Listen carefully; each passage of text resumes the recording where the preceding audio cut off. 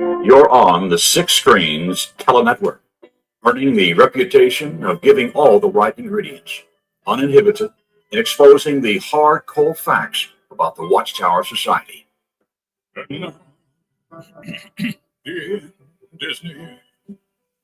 Well, hello everyone and welcome in. Welcome into the Six Screens Telenetwork. This is where we talk about what's going on behind the curtains of the Watchtower. Well, my name's Rick Farron. I'm coming to you from the apostate capital of the world. Well, that's right up here in Boston, Massachusetts. And boy, do we have a lot of apostates up here. I know I always say that. And I get people write me. They say, Rick, when are we going to get apostates coming to my neck of the woods? Don't worry. Don't you worry one bit. There are people getting out of the Watchtower now like never before. Many, many people are saying, that's it. We're fed up. We had enough. And they're going to come to you. Well, they're going to be contacting you. They're going to be saying, hey, is there any ex-witnesses in my area? I know even my wife, Susan, for example, when we first met about 11 years ago, and she called into the radio program on the telephone line, and we talked a bit. She won a contest that we had, and she listened into the Six Screens. And one of the biggest things that she said to me when we first met, Rick, there's no apostates out here in the Midwest. She's from Chicago area. She says there's no apostates out here. So she moved out here to Massachusetts, and boy, I'll tell you, she found many apostate friends right here in Boston area. So don't you worry, they're coming nearby. Well, I'm so happy. I tell you what, I know. I say it every Saturday night, but I'm very, very happy lately. I'm very happy, and I hope you're happy too. And the reason why I'm happy is we are witnessing, friends, we are seeing it right in front of our eyes. We are seeing one of the nastiest, most destructive cults that's in existence on this planet today. It's sliding down the tubes. That makes me very happy. And you know, I've been doing this now for 20 years. We never missed a Saturday night. We are here because you are here.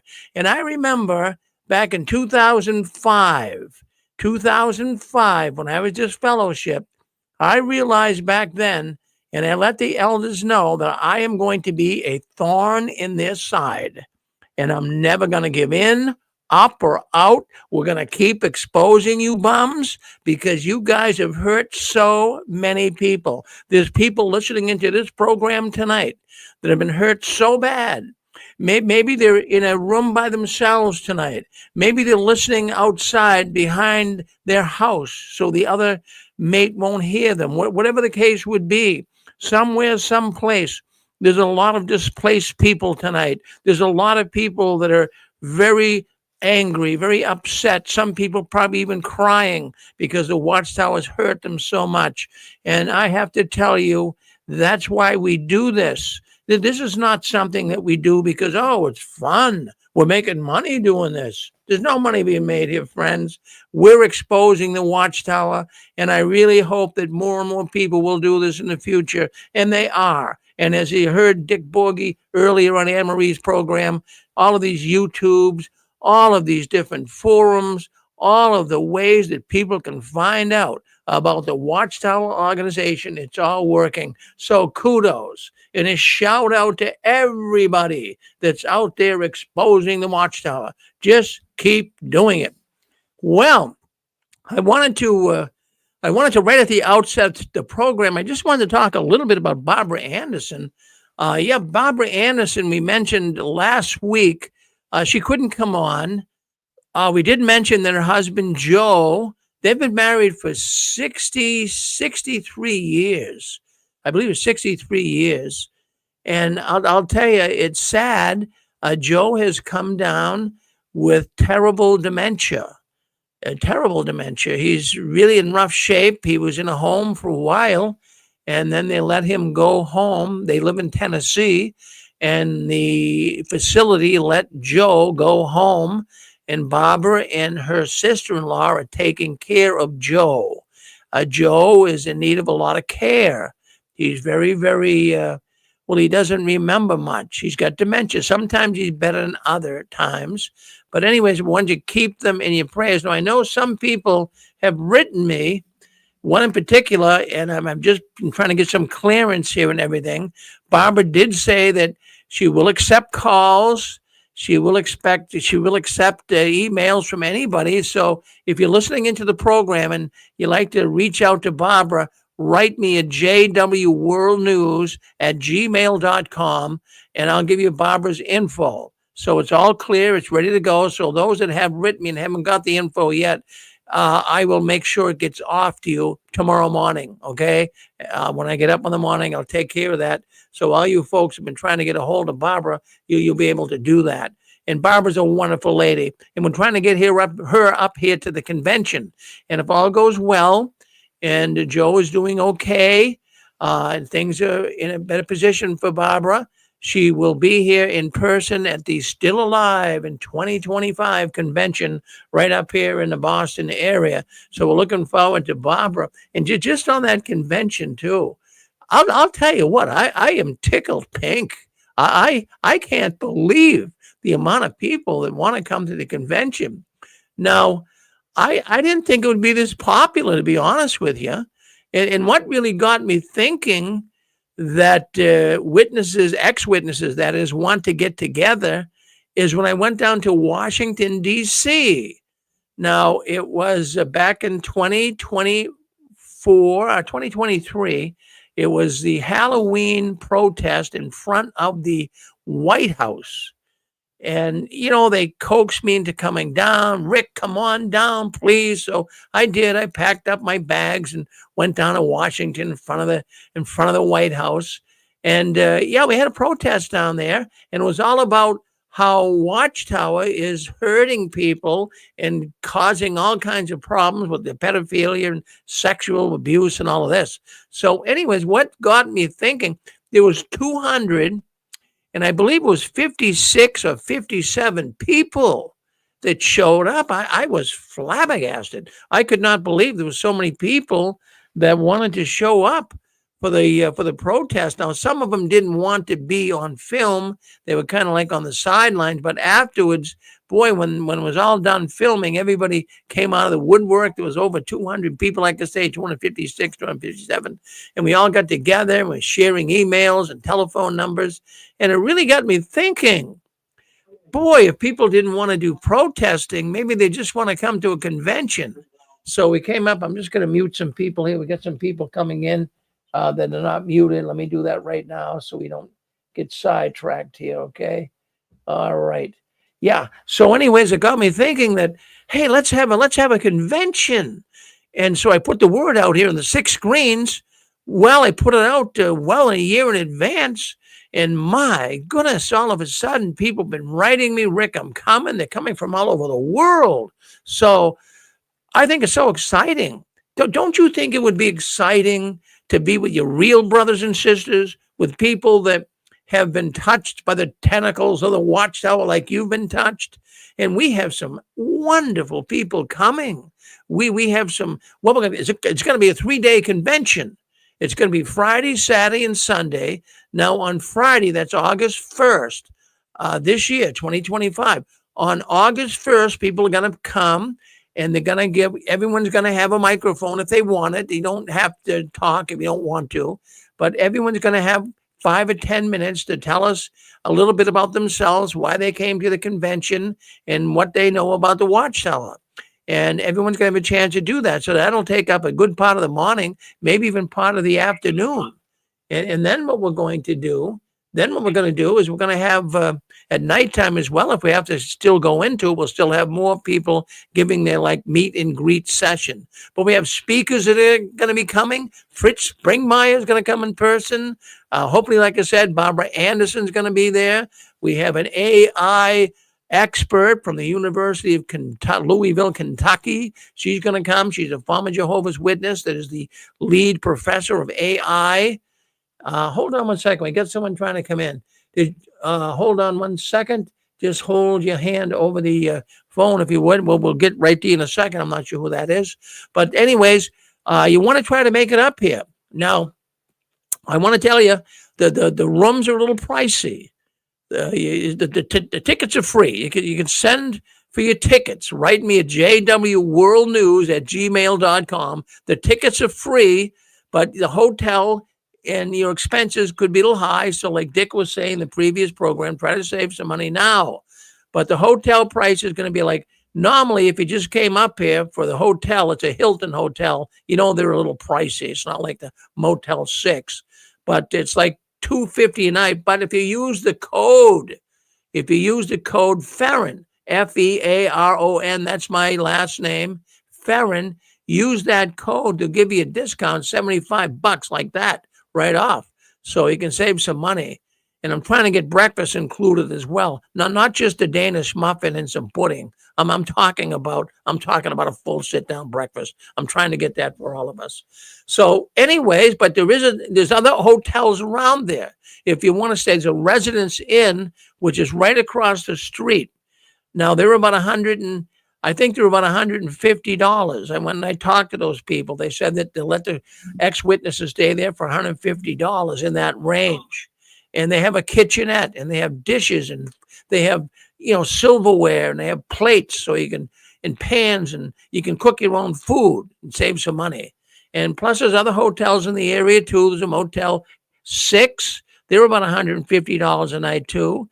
But there's a Dunkin' Donuts, there's a Longhorn Steakhouse, there's Cracker Barrel, there's Wendy's, there's McDonald's.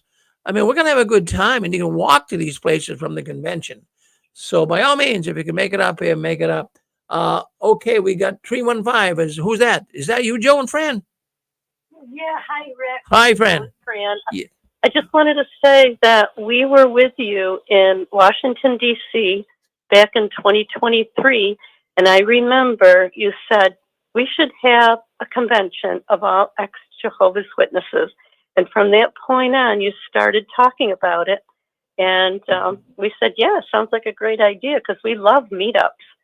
So we will be there. And you mentioned that second motel, the Residences, that's where we're going to be.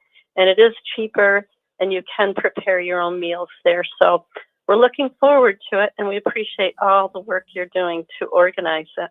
Well, thank you, Fran. In fact, I tell you, you and Joe were inspirational in helping me to move this thing along. I mean, when I saw you and Joe, travel thousands of miles to meet ex-witnesses, I'm saying, man, these guys are really dedicated. I don't know where you got the energy, but I'm saying, hey, look at we can have a convention. And look at. In fact, I'll tell you what, that got me thinking, because you guys are so successful. Everywhere you went, people wanted to meet up with you. They wanted to talk. They love being around people that have shared the same experiences. So that got me thinking. Good job. Wow. Thank you. Thank you, Rick. All right. So there you have it. So write me at JW World News. I'm going to put right on YouTube right now. Just bear with me here for a second. If you want more information about the convention, just notice, go to 6screensofthewatchtower.com. And on the Trending Now page, it's still under construction in there, folks. But on the Trending Now page, let me see if I can't get, okay, scrolling across the bottom. See that right now? That's scrolling right across the bottom. Go to 6 Screens of the Watchtower. I'll give you all the information, and you'll like what you see there, I'm sure. All right, so that's good. In fact, let me put the telephone number up while I'm here as well. Let's get that telephone number up, so if people want to call in and talk, they can do that too. Just got to get to it. Just takes a couple of seconds here. Where are we? Telephone number. Okay, I think it's right here. All right, there it is. All right, so anyways, let's talk a little bit more. Oh, we got the duck program tonight. I'm going to add a little dynamic to it tonight that you guys might like. My good friend Jim Hill, Nathan Natus, he gave me a really good idea. So I'm going to talk about that, and maybe someone tonight can win $100. That would be good. But we got a lot of books. The books have been mailed out. All you people, the books have been mailed out. They go, by snail mail. It takes a while, but they'll come to you. I try to send it out as less expensive as we can. So anyways, you should be getting those books very shortly. So yeah, so the duck game will be played tonight. Now, I just wanted to say this too, that we have got, when we stop and think about it, when we got so many things we can talk about in the world of the Jehovah's Witnesses, but let's start here. Let's start our program tonight. People are really starting to open their eyes. They are. And why wouldn't they? People are waking up and smelling the coffee. They are really seeing what the Watchtower is hiding behind. So I wanted to bring that to your attention tonight. It really is something else when you stop and think about it. And, many people are noticing, many people are noticing all of the witnesses that are not showing up at the meetings, all of the witnesses that are not showing up at conventions, all the empty seats. What do you think, that all the witnesses are blind? No, the witnesses are noticing this. And you know the excuse they're giving? Do you know the excuse the Jehovah's Witnesses are giving why people aren't coming to the meetings anymore? They are saying that Jehovah is cleaning out the congregations. Boy, they have an excuse for everything, don't they? Yeah, so that's what they're saying. But I got thinking, if they're saying that Jehovah is the one that's actually cleaning out the congregations, getting rid of all the dead wood, so to speak, then why are they right now bending over backwards to get shunned ones back to the Kingdom Hall? This does not make any sense to me. But of course, the Watchtower never made sense anyways. How do you make sense out of nonsense? But boy, I'll tell you, these guys, they got an excuse for everything. I've never seen an organization. We all know people that make excuses, right? But have you ever seen an organization that makes as many excuses as the Watchtower? I don't think you have. It's amazing. They got to stay up. They got to have a think tank where all of the powers to be of the Watchtower come together in a room, and they sit there and they try to make up excuses. I mean that. There are companies that have think rooms. Did you know McDonald's has a think room? Look at all of the promotions and all of the games and the app and everything McDonald's does. They bring people together in a room and, okay, let's see what's on your mind. What can we come up with next? I can just picture the Watchtower doing something similar.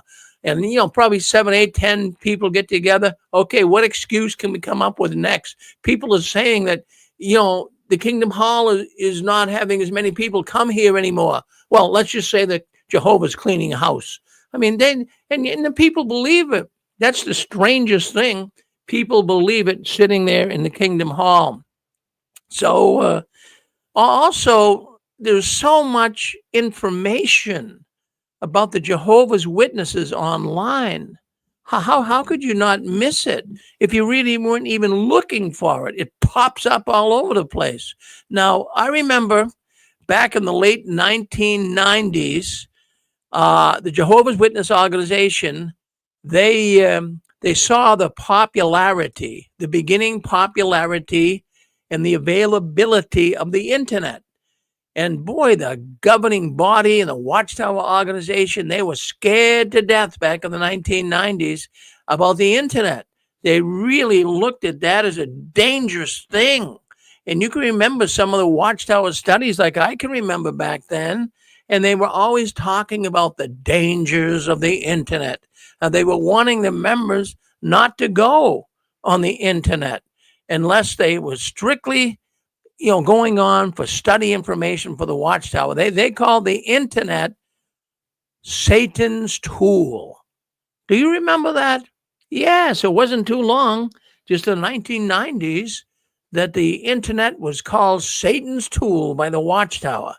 Now, it's no accident. In fact, I believe I heard this statement somewhere in one of the Watchtower publications, kind of stood in my mind. The Watchtower said it's no accident. It's called a web. This got my attention. So they said, like a spider, Satan uses it to catch his prey. Well, geez, what's the Watchtower doing today? Geez, they've got a very popular website today. Is that Satan's spider? Is that a spider Satan's use? I think it is. And he's using the internet, according to them back in the 1990s, as Satan is a way for him to catch you and to mislead you.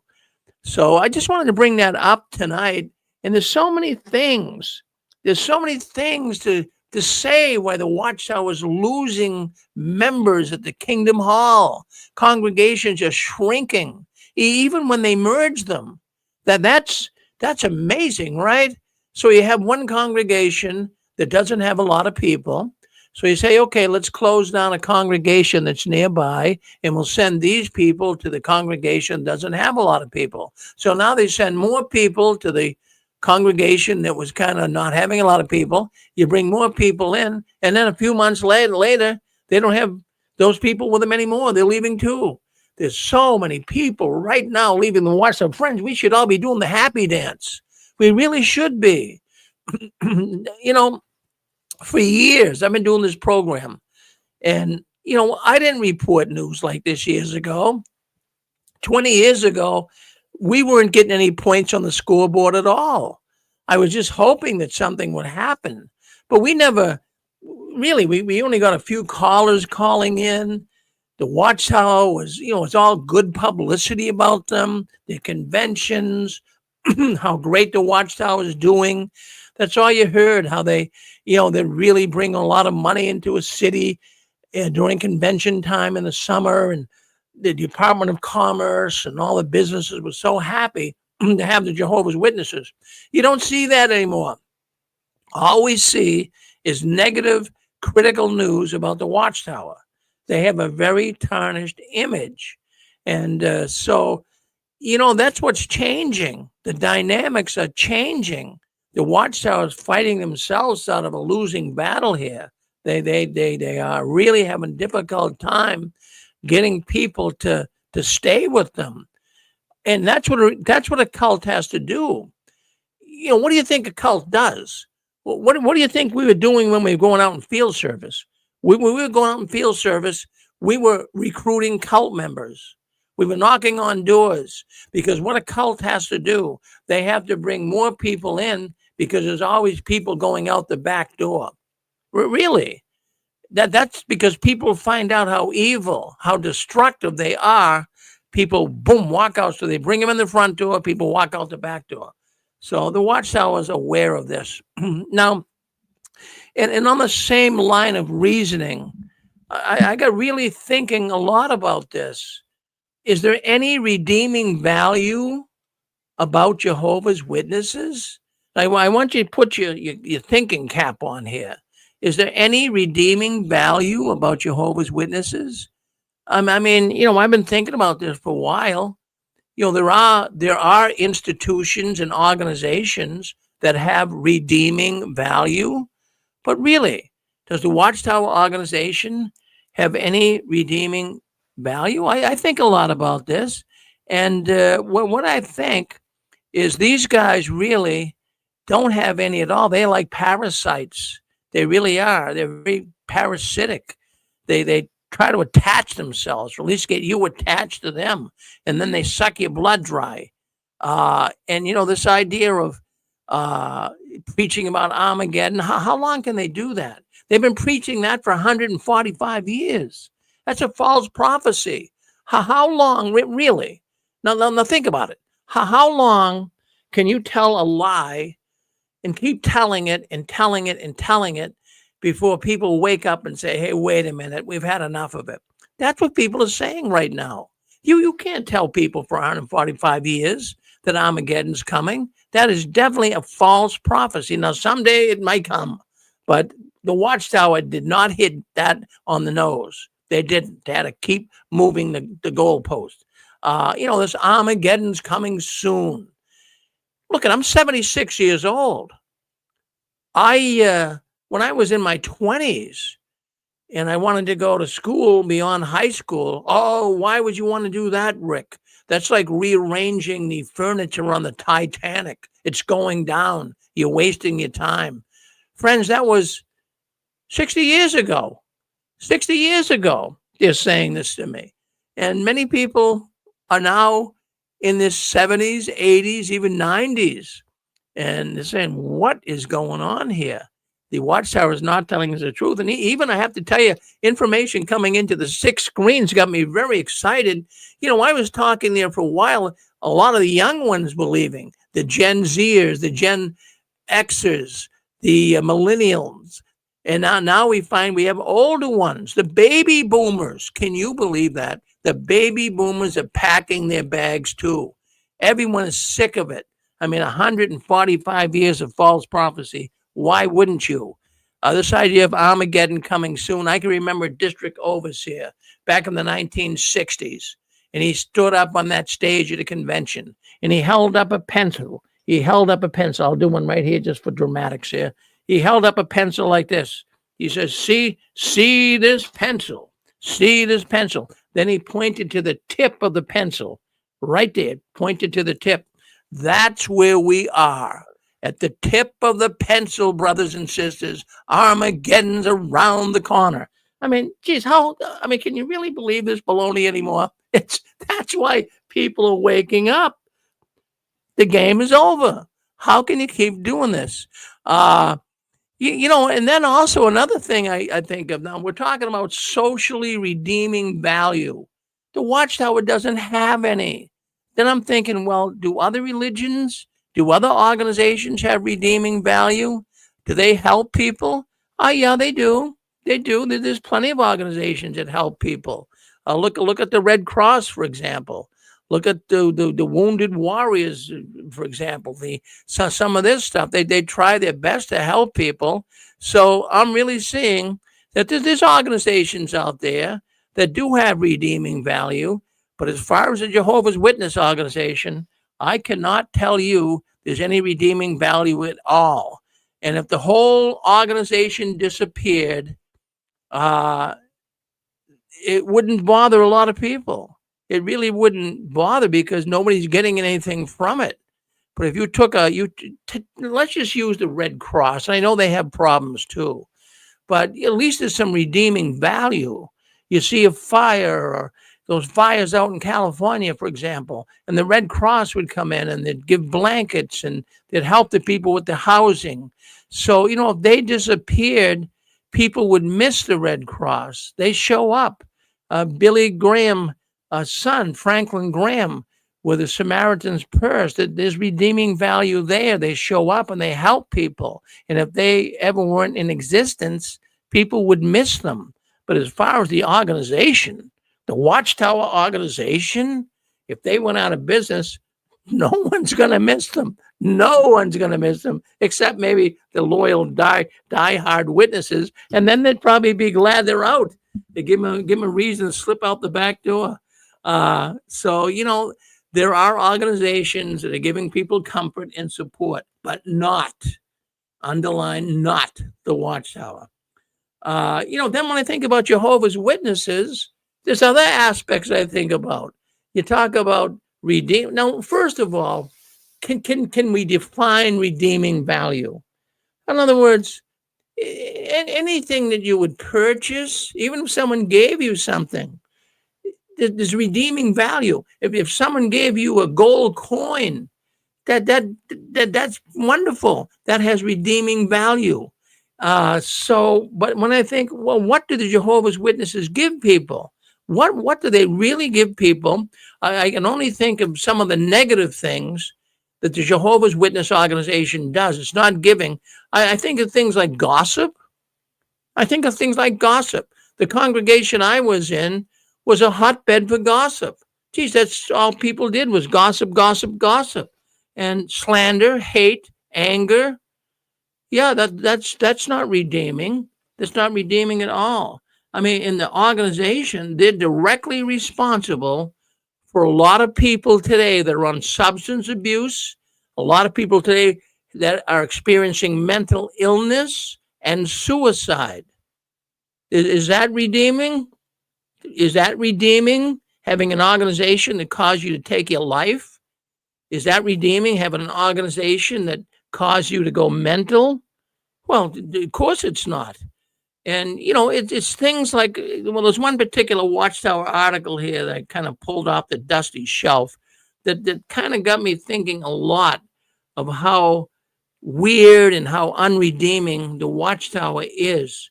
Just to reiterate it and bring it into perspective here, it was in 2015, the August 15th edition of the Watchtower. And it said there, prepare now for life in the new world.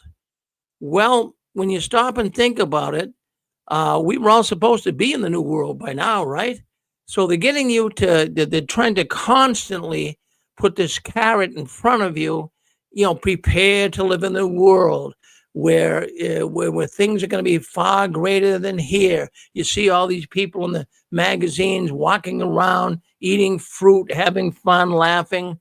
And so they're preparing you to live this life that's fictitious. And but this is what really, I mean, if I was a witness at the time, which I wasn't in 2015, by then, of course, Satan did kick me out of his organization. But I'm thinking when you have an article like this, prepare life for the new world. And this was one of the most discouraging. If I was a witness and read this, I think I would have left the organization. But notice something here particularly that I wanted to share with you was in paragraph 7. Now, this is right verbatim from the Watchtower magazine. It says, today, of course, we do not know where each one of us may be assigned to live in the new system of things. So they're telling us, don't be surprised if you have to move from where you are. Is that a very happy thing to look forward to? Nobody really likes change. But in this article, they're saying, make sure that you'll take your assignment in the new system. Wherever Jehovah wants you to move from, you will go. And then in paragraph 6, it also mentions something that's quite odd. Now, I'm reading it right from the Watchtower. But what if you were directed to perform a particular aspect of work that did not appeal to you?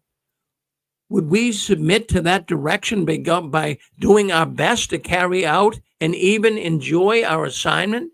So who wants to live in a world like that?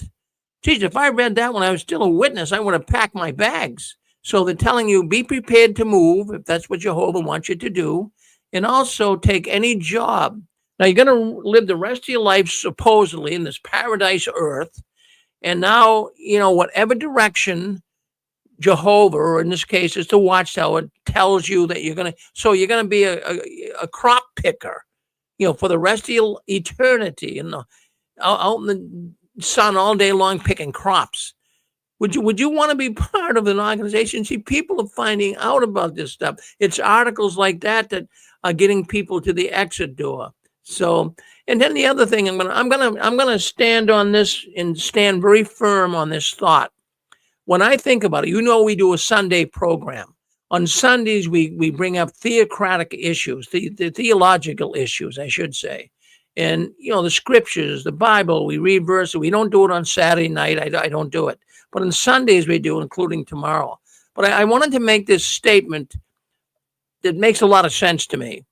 The Watchtower organization is perhaps the one organization that is most effective in making people become atheists. They're almost like an atheist factory. They produce atheists. They abuse people so spiritually that when people say, that's it, I had enough of the Watchtower, they don't want anything to do with God, and they become atheists. Yeah, I'm going to call the Watchtower an atheist factory. Yes, I will. That's exactly what they are. So I hold them hostage on that, and God does too. I'm wondering, why do people in the first place, why do they join the Jehovah's Witness? Well, there's a number of factors. But one thing that stands out in my mind, and I know this is a fact, when someone becomes a cult member, they immediately join a community. Immediately. They now have a community that they never had before. Now think about that. You could be a rapist, you could be a pedophile, you could be a murderer, You could commit the most heinous crimes known to mankind, but yet at the same time, you feel like you're now in a community. Yeah, and this is exactly what people do when they become Jehovah's Witnesses. In fact, many listen to this program tonight. That's why they became Jehovah's Witnesses, because they felt, oh boy, I got an instant community.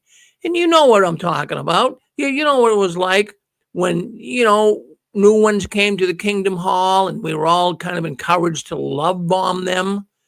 Did you love bomb people? See, you got a new person coming to the Kingdom Hall, and I can remember a sister in my hall. She says, "Now, Rick, I'm bringing a new Bible study here. Will you and your wife come over and say hello to them and kind of let them know they were so happy?" Geez, he brought the Bible study and 20 witnesses around to the Bible study. "Oh, we're so glad to see you, sister. We're glad you came here." That's love bombing. That woman, she now became instantly connected with a community. That's one of the most powerful grips the cult has. So I just wanted to bring that up. I just wanted to bring it up that, we are seeing Jehovah's Witnesses in a downfall. We are seeing the popularity of the Jehovah's Witness movement is waning. There's nothing redeeming about Jehovah's Witnesses. If you're listening in and you think there is, check them out online. Just punch in Jehovah's Witnesses and monumental issues, and you'll see what I'm talking about. Hey, Rick. Yes. Go ahead, King of Dodge. Yeah. I cannot believe I'm still awake, but it must be God Almighty putting the power of His Holy Spirit down on me. No, I'm kidding. But my wife occasionally goes to the megalithic Baptist church right around the corner from us. It's so packed out all the time. Anyway, I decided there was a little, show thing. You can go in there, look around stuff. So I said, okay, I'll go with you. She occasionally goes there. And I did not get love bombed, which I was very shocked. But I met the head deacon, and he had no idea my wife used to be a witness. And I said, yeah, we used to be witnesses. Well, one of my best friends, he's an elder at the hall around the corner. And that's like a mile and a half away. And he said, yeah, he's been having an affair with his sister-in-law for several years. And I thought, don't tell me the name. I probably can already think of it, but that's pretty much par for the course of what I told them. Here, people at the Baptist church know about this affair, but no one at the damn Kingdom Hall. And they have an answering machine over there, by the way, which I've actually left messages one time, I think. Only that's one, not messages, one. I'm thinking about leaving a message on the answer machine. So what elder is having an affair with his sister-in-law? It was so disgusting to me. The people at the Baptist church, the biggest church in the county, know about this. But apparently no one at the Kingdom Hall. Like you just said a couple of minutes ago, there's nothing special about witnesses. Nothing. It's the same old all the time. I've been hearing this, witnessing this, experiencing this since 1976, and it doesn't change. They put on what is Sarah Palin said? It's like putting lipstick on a pig, and that's all they're doing. Now they're putting beards on their pigs. Okay, Rick, that's my nice Christian comment for tonight. Well, that's a comment that I'm gonna copy, write it down, and save it. Yes, lipstick on beards on pigs. Yeah, lipstick on a pig. Yeah. You got it. Right. I like that. All right, do thank you, King of Dots. Always good to hear from King of Dots. Yes. Hey, sir. I wanted to answer a question you asked earlier about you asked whether if there's any other organization that has made excuses as much as Watchtower, and I can say yes, there is, and they're equally entwined and equally at fault for it. The Biden administration. You have this girl, Karine Jean-Luc Picard, whatever the heck her name was, lying constantly, an excuse for every little thing. The laptop, him pardoning his son in the end when he swore he wouldn't, right? Excuse after excuse. I mean, like, even the people that were on her side tore her apart. And now we see something kind of different that's going on. But anyways, that's politics. Back to religion. The Jehovah's Witnesses, I'm on core all the time. The crap that they come up with. They have an excuse for everything. I'm like, man, that Kareem Jean-Luc Picard must be writing the same material for these people. It's just the level of excuses that these parties come up with. And the reason why I say this is because they're both a cult. And that's what cults do. They make excuse after excuse for their false predictions or their false narratives. It's always just cover their tracks and make an excuse. And they come up with these wild, I swear, Paul Bunyan's got nothing on these people. All these, all the what do you call it? Not haiku. I forget the name of the poetry. Hyperbole, wild exaggeration. That's what these parties do. Both of them, the Jehovah's Witnesses and the far extremist left, and the Joe Biden's party. I mean, that's what they have in common. Let's see what crazy excuse they can come up with. But anyways, Rick, thank you for my rant. Well, thank you, Eric. You got me thinking, because even last summer, I was showing pictures of empty seats at the convention. And boy, every convention, people were sending me pictures, and boy, they were all tanking and all these empty seats. And what the witnesses were saying, what their excuse was back then is, well, Jehovah's making more room so people can be more comfortable. And, he's allowing some seats to be empty so we can kind of spread out and kind of enjoy ourselves more. That was an excuse for empty seats. And now they're saying the same thing, well, something different at the Kingdom Hall. They're saying that Jehovah's cleaning out the dead wood, Jeez. We don't have to burn. We don't have to burn on top of each other in the summer. Back in the day. Thanks, Rick. Well, I think of, Jehovah must have hated us back in 1969 at the Peace on Earth convention at Yankee Stadium. It was 120,000 people. There were so many people there. It started raining and thundering, and I'm getting soaked. And I had a little baby there at the time with my former wife, and we're trying to keep her from getting soaked. And you couldn't go inside because everybody was in there already. It was so packed. But the witnesses, I mean, what about that? I mean, Jehovah must not have liked us. But now they're saying, well, there's empty seats because Jehovah wants us to be able to enjoy the convention more. This is unbelievable. Unbelievable. But that's what the witnesses have been doing for quite a while. And now what I'm learning here as well is I get information coming into the 6 screens, the donations, in the Kingdom Hall donation box. The financial statements in many congregations are tanking. The contributions are becoming less and less.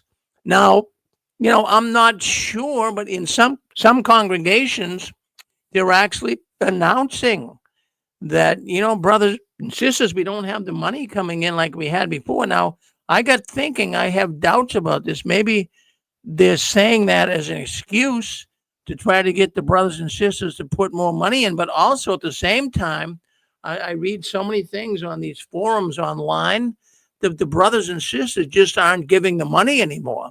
They're figuring this out. They're seeing all the lawsuits. So whether the Watchtower is lying here and it's just a gimmick to get the witnesses to give more money, or whether actually these congregations I get information on are really seeing the contributions dwindle.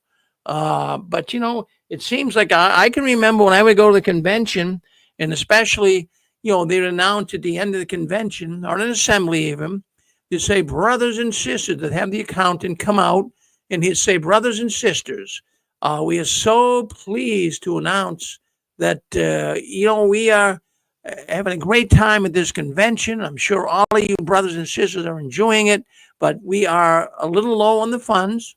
Well, our expenses here, like, $6,000, but we only have $3,900. So we're thanking you in advance to see if you can't help us here. And, I'd reach in my pocket. I really would. That got to me. And I'd reach in my pocket and I'd, throw a few more bucks on the way out. And that's how it works.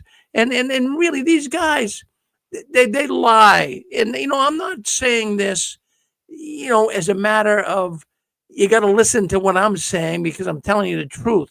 But we had a woman come on here a few years back, probably about 10, 12 years ago. Her name was Lorene Stanley. And Lorene Stanley was one of Jehovah's Witnesses back in the heyday of the witness era, 1970s and 80s. Her husband was a big wheel. He was one of the assembly and convention overseers. He was one of the administrators. And Lorene Stanley, she had the privilege of counting the money. You know the money boxes that were, all around the stadium? Well, the sisters and brothers that were manning those boxes, they'd bring them into a room, and then they'd have some select brothers and sisters count the money. So Lorene was one of the money counters. And she came on a program a couple of times and talked about how the Watchtower lies about the money they take in. Friends, did you ever go apple picking? You know those bushel baskets? She said they had those baskets in the back room counting the money, and they would dump the contribution boxes into these baskets, and they'd fill the baskets. Oh, they'd be filling tons of the baskets all over the room, and the brothers and sisters would be counting it. And then, the brother would come out on stage and say that, we're down 2,000. And Lorene actually, when she went to the brother and said, okay, here's the final tab, this is the amount of money we have. And he says, the brother said to her, well, don't count those other baskets yet. Just let that be. Then he went out and made the announcement that they're short, but they didn't even count the other baskets. So, she came on, she talked about that. It really got a lot of people thinking, it's all a lie. So is the Watchtower really feeling the pain of people not donating? I think it could go either way. They're either lying to get more money in because it works, or, a lot of people are financially stressed right now. I mean, you look at, I just paid the highest price ever for eggs that I ever paid in my life. And I know in parts of the country, they're even higher than here, but I paid $4.99 a dozen. That's almost $1 an egg. And then there's some restaurants up in this area, and probably where you are too. They're actually charging a surcharge if you order something with egg in it, like for breakfast, for example. I think they're charging 50 cents or $1 surcharge if you have a couple of eggs. So, we're all seeing the financial picture here getting out of control. So there's a lot of witnesses that are stressed out financially. They don't have the money. So maybe that's true. Maybe they are. The Watchtower is seeing a drop in the money box. So, really, when you stop and think about it, you can't get blood out of a turnip, right? You heard that before. So the witnesses might be tapped out. They can't give any money. So anyways, I wanted to give that thought about Lorene Stanley. Who'd like to speak up? Go ahead. You're on with us. Mr. Freeman? Yes, Stefan, yes. Hi, Stefan. To your point about how they take in money at conventions, I had actually heard many years ago that the conventions, the Circuit Assembly, District Assembly, were just money-making endeavors. And of course, I thought at the time that is the most ludicrous thing ever. But then after I started waking up and I stumbled onto the Lady JT and the Lady C channel, JT was actually one of the brothers that would actually be behind the scenes interfacing with Bethel. And he talked about how when they would bring those collections in, they were all in a small room and they would be counting up the money.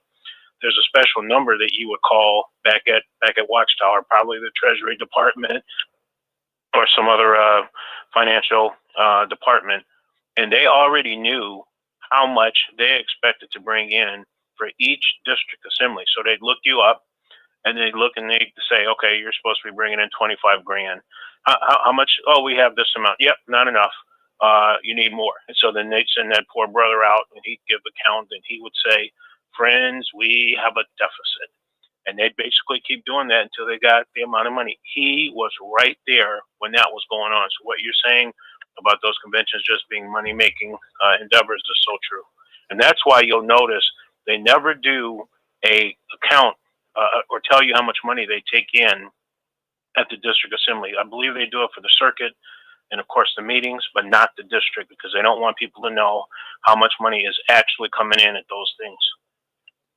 Oh, it's big money. In fact, that woman that came on, she says, Rick, what do you, in fact, she was on, like I say, 10, 12 years ago. She said, how much money do you think we brought in at a district convention? So I kind of gave a guess. This is back in the 1970s. So I said, I didn't know. I said 25,000 higher, 30,000 higher, 40,000 higher. She says over $50,000, $50,000. Yeah, that was back then. So, it's a big fundraiser, Stefan, a big fundraiser. And yet, don't count that bushel basket over there. Leave that there. I got to go and make an announcement, The irony of that, because then they'll talk about Amy Semple McPherson, where she's on film in the 30s and her baskets of money, and they'll say, oh, these other churches, and wow. Yeah, that's all we could say. Yeah, we could say as well. Yeah, is this Susan? Go ahead, Susan. Yes.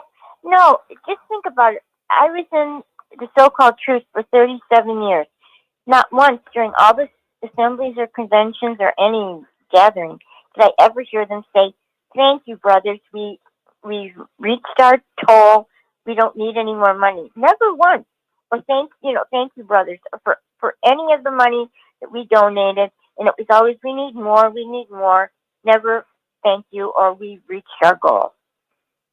You're right, Susan. And another thing I can remember at conventions too, is they would say, some of the conventions we went to, the district conventions, they had a bunch of floral arrangements, like plants, nice plants around the stage. And I can remember Brother getting up there numerous times and saying, brothers and sisters, if anyone would like a plant for their house, we have some plants that you can have for a contribution. Not come down and have a nice plant on us, contribution. And then also we have food. We have some surplus Swiss Miss vanilla pudding left. If you like to come down and have some, you can make a contribution for it. Jeez, I can do my own cheese Danish. Never give anybody anything for nothing. They always want to attach a contribution to it, Jeez, enough of that. I want to make a correction too. I see that Fran and Joe, they're on the ball. I mentioned when I said eggs up here like $5 a dozen, $4.99. I said that's like a buck an egg, but it really isn't. It's only about 50 cents an egg. But I do have a friend that did mention to me they're paying $10 for a dozen eggs. Can you imagine that? That's close to a buck an egg. California's at 12. Yeah, well, there's a buck an egg right there. Unbelievable. So maybe the witnesses the witnesses do not have the best jobs. They were told not to get a career. Geez, wouldn't you be upset if you were a 75-year-old Jehovah's Witness and listened to everything they said? Geez, they'll put you in the poorhouse. Geez, if you really followed them to the letter of the T, you wouldn't be in existence today. You'd be in the poorhouse. You'd be sleeping on the sidewalk somewhere. And it's a shame. Rick, I want to talk about eggs. Yes, go ahead. It's very important. Yeah. Well, here's my theory. Biden did all this with the USDA to sabotage the prices for food because eggs are in almost everything. And what we're finding is that not only is the U.S. allowing them to export 40% of our eggs out of the country, but the FDA or the USDA is killing. They find one chicken with a disease, they kill them all. Now, it's bird flu. Bird flu is seasonal, just like human flu is. I think that they still take organs from people who have the flu, if I'm not mistaken. And I think Trump under the USDA now is trying to stop this massive overkill, which is what we're suffering from in this country. Give your kids 100 shots before the age of 10. I mean, it's just ridiculous. So, and now they're saying that the USDA was stopping 30% of egg shipments across the border from Mexico. So I think this is all contrived. They're trying to get control of it because that one thing, if Trump can get the egg prices down, we can get these food prices coming down pretty soon. But I just talked to someone a few minutes ago who was on your show earlier, and he said, well, Trump never got the food prices down on day one, like you said. Well, you know what? That's a little too extreme to expect that to happen. But again, witnesses are encouraged to work the lowest paying jobs. So what do you think? What are they complaining about? There isn't going to be any money in the end. Look, they got me stuck in low paying jobs for most of my life. Thank goodness I left them and started my own business. So yeah, the chickens come home to roost. It all comes Literally. Thank you. Well, I mean, Yeah. listen, I know you're a poem poet. I mean, was that a deliberate pun that the chickens come home to roost? Yeah. Very good. Well, King of Dots, you're a hot duck. You're a hot duck or a hot chicken. Go ahead, one or the other. Good. All right. So, anyways, my goodness. No, I'm going to tell you something. He said something I didn't think of. I only thought of eggs like, breakfast, scrambled, omelets, fried eggs. I kind of forgot that they put eggs in, when they make cake mix, muffin mix. I mean, all of this stuff needs eggs, right? So it isn't a lot of food. So that's why the prices are so darn high. And there's only like mayonnaise, yeah, mayonnaise too, yeah. Mayonnaise, anything egg based is ridiculous. Mayonnaise is like what, $12 for a little thing? Right. I think there's going to be some interesting things happening. Watchtower used to have Watching the World before they had questions from readers. The Pope is on his way out, so they're going to have a new leader soon. And the Pope's worth $120 million. Oh, yeah, I know. But he's on his way out, so they'll have a new leader soon for that subset of the world's religious people. And then they're pushing more and more for the globalist stuff. And I think also the price of steak and the price of eggs, the people won't have enough protein. It's maybe I'm just getting old and crazy in retirement, but I think that it's all connected. Somebody's pulling some strings here to just, the whole tent's coming down. Well, Pixie, I have to say that I call what we're the day that we're living in now, I call schizophrenic. It is. It's like schizophrenic. It's the Great Reset. It's what they've told us what it is. Yeah, the strangest part about it, and really, I go to the food store up here. It's called the Market Basket. You guys hear me talk about it a lot. The prices are pretty good, but it's still the people buying stuff. Even the restaurants up here, they're packed. And I'm saying, geez, I'm scratching my head, and I'm seeing the high price of everything. I just did some sign work for a pretty expensive restaurant up here. I made them a bunch of signs. And while I was... Eating is recreation in this country. In other countries, it's survival. In this country, eating is recreation. That's why we have... I'm not going to say I'm not a few pounds overweight myself, but yeah, it's recreation. And look at all the commercials on TV. They're promoting recreational eating. That's what's happening. That's true. And the younger people don't know how to cook at home, which I cook everything at home. Well, Pixie, you got a good idea there, because that's exactly what is happening.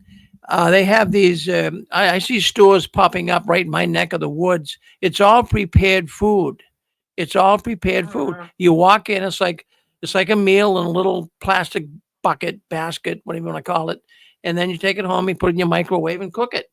And, I see so many working women, because I was doing signs for this restaurant that does that. And the cars pulling in there, women on the way home from work that run in there, buy 4 or 5 dishes like that, bring it home and cook it, because they're not cooking. It's a big thing right now. But boy, it's costly, very costly. It is. is, and if you want beautiful dinner plates, the thrift stores are full of exquisite dinner plates for almost nothing because the last generation wanted those plates. So, you know, you can get nice things, and they're not haunted or anything. Well, I like it. Right. No, they're not haunted. Don't worry about buying flatware at Goodwill, you know. But it is interesting, you know, the religion page with the new pope and the way the witnesses are going and this great reset. They want to have a different kind of religion light, you know, LITE, like a light, like a low-fat religion, and they want everybody to kind of be on board with it. And they want some of these things to happen by about 2028. And the shocking thing to me is Trump thinks he can have a second consecutive term. So that's all I'm going to say about politics. But I found that shocking because the only other time that happened was with FDR. Well, there's an amendment about that. Long live the king. Yeah, he's just talking smack. I mean, people don't understand that half of what he says is hyperbole, smack talk. Now, let's talk about... AKA a lie. Oh, by the way, the amendment is the 22nd Amendment. All right. Thank you. Thanks so much. I was going to say about the Pope, he threatened Tom Holman, who's now the ICE commander, and said, this is going to be disastrous what you're doing. And Tom Holman, I saw him in a speech say, bug off. And of course, as you may or may not know, J.D. Vance is a Catholic too. And I think he had to rebuke the Pope. And I will say this out loud last week. I said to myself, I said, he's got to die. Get rid of him. And now he's about dead, you know. So I just try to keep my voice to myself sometimes, you know. So he's got double pneumonia, 88 years old. And Is he 88 now? Wow. Yeah. Well, he was involved in the Argentina disappearing kid cases when they had all these disruption in Argentina back in the 80s. And there were like hundreds of kids disappearing. He was implicated in hiding the perpetrators. And then he becomes Pope. It all goes back to children somehow, doesn't it? Unfortunately. Well, it's very hard to find info on that. Thank you. Well, thank you, King of Dots. No, the children. I mean, I'm glad. That's one thing I will say for the governments of the world. Right now, they are really honing in on this idea of child sex abuse. So that's a good thing. I will say that. Okay. One more thing. Go ahead. One more little thing. Benedict, who replaced, who they retired, he didn't die. His brother was implicated in Vienna, Austria. They had some sort of boys' school and all kinds of pedophilia. And Benedict knew about it. That's actually the reason they had to retire him. And so the Catholic Church, they're just knee deep in it. I mean, we talked about the witnesses, but again, there's some sort of mega pedophile thing going on between religions and everybody else. And I'm hearing an ex-witness, I talked to him the other day, he went to the Mormons to borrow money in a time of need. Yeah, and the Mormons gave him $1,000. And the Mormons apparently second richest next to the witnesses. And I'm telling people right now, you leave the witnesses, go to the Mormons. They'll take care of you. Even though that I wouldn't believe them any more than anybody else. If you really want to get on a good standing financially, join the Mormons. I've known several ex-witnesses who've done it, as a matter of fact. Socially, we kind of fit in there. The Kingdom Hall and the Mormon wards are kind of similar. Sure. They make you sign in and out, though, when you go to meetings, which that's kind of intrusive, man. So, but there's this fellowshipping is different. Your relatives can, I guess, associate with you, but you just, they can't associate with you at the ward or something like that. I've had several Mormon neighbors, and they're happy excommunicated Mormons, smoking their cigarettes and everything, you know. I've never seen such a happy-go-lucky. Well, they don't. They shun, but it's not as bad as the witnesses. Well, thank you for bringing that up, King of Dots. Well, let's move on to Norway. You say, well, what's? Yeah, go ahead. Yeah, Jack, go ahead. Yeah. That subject that you opened up with about the witness, do they have any redeeming qualities? And I think you were also talking about, do they help other people? Right? Do they have other? What do you mean by?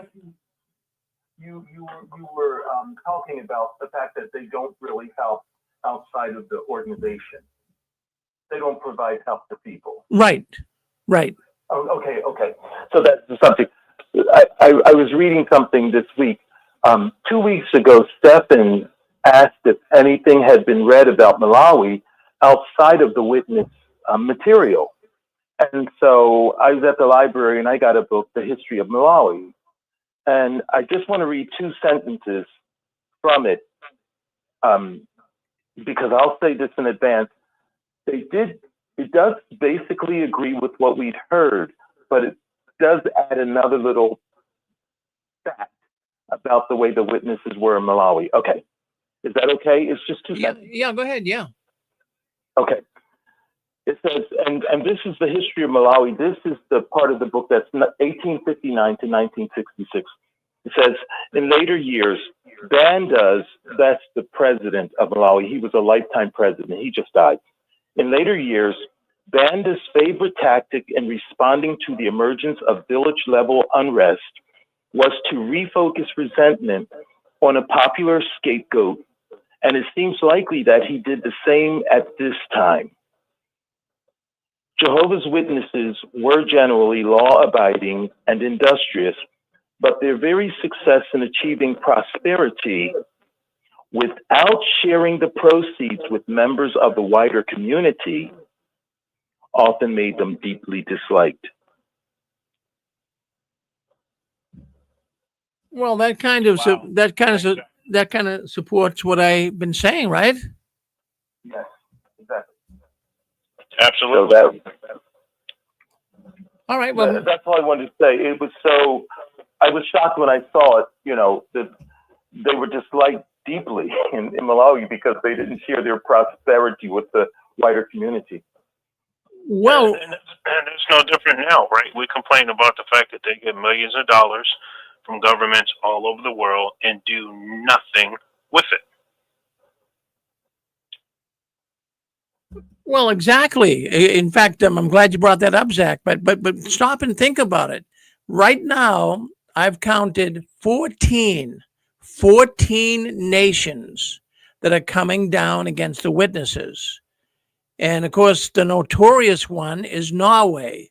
We've talked about that for the last couple of years here on the Six Screens. But they're still trying to make a decision on what they're going to do with the Jehovah's Witnesses. Now, as we said, for those that don't get it all or haven't been listening in, Norway has a real bone to pick with the Jehovah's Witness organization. That organization has been getting money to the tune of $1.5 million a year for being in Norway. All religions get money from the government. It's called charitable status. They get charitable money from the governments in a lot of European nations, not all of them, but a good many of them give religions money, and they give the amount of people you have, the more people you have, the more money you get. So the Watchtower is getting close to $1.5 million a year for 20 years. 20 years. And then what happened is a newspaper article in Norway exposed the shunning practices in the Jehovah's Witness religion. And it had to do with an 18-year-old young man that was kicked out of his house because he didn't want to be one of Jehovah's Witnesses anymore. So the Norway press picked this up. The government found out about it, and they came down heavy on the witnesses and said, hey, look it, we're not going to allow this to happen in our country. We're taking away your charity status. So that's basically the premise of what happened. So now they've been going to court here for the last 2.5 years. They're in the final stages. They ended last week. And the witnesses, the Jehovah's Witness organization, Watchtower, came forward and said, look it, They said to Norway, you got this wrong. This is not a harmful thing. Disfellowshipping is not a harmful thing to Jehovah's Witnesses. It's a correctional system that we use to keep people in line. Norway is not buying all of that.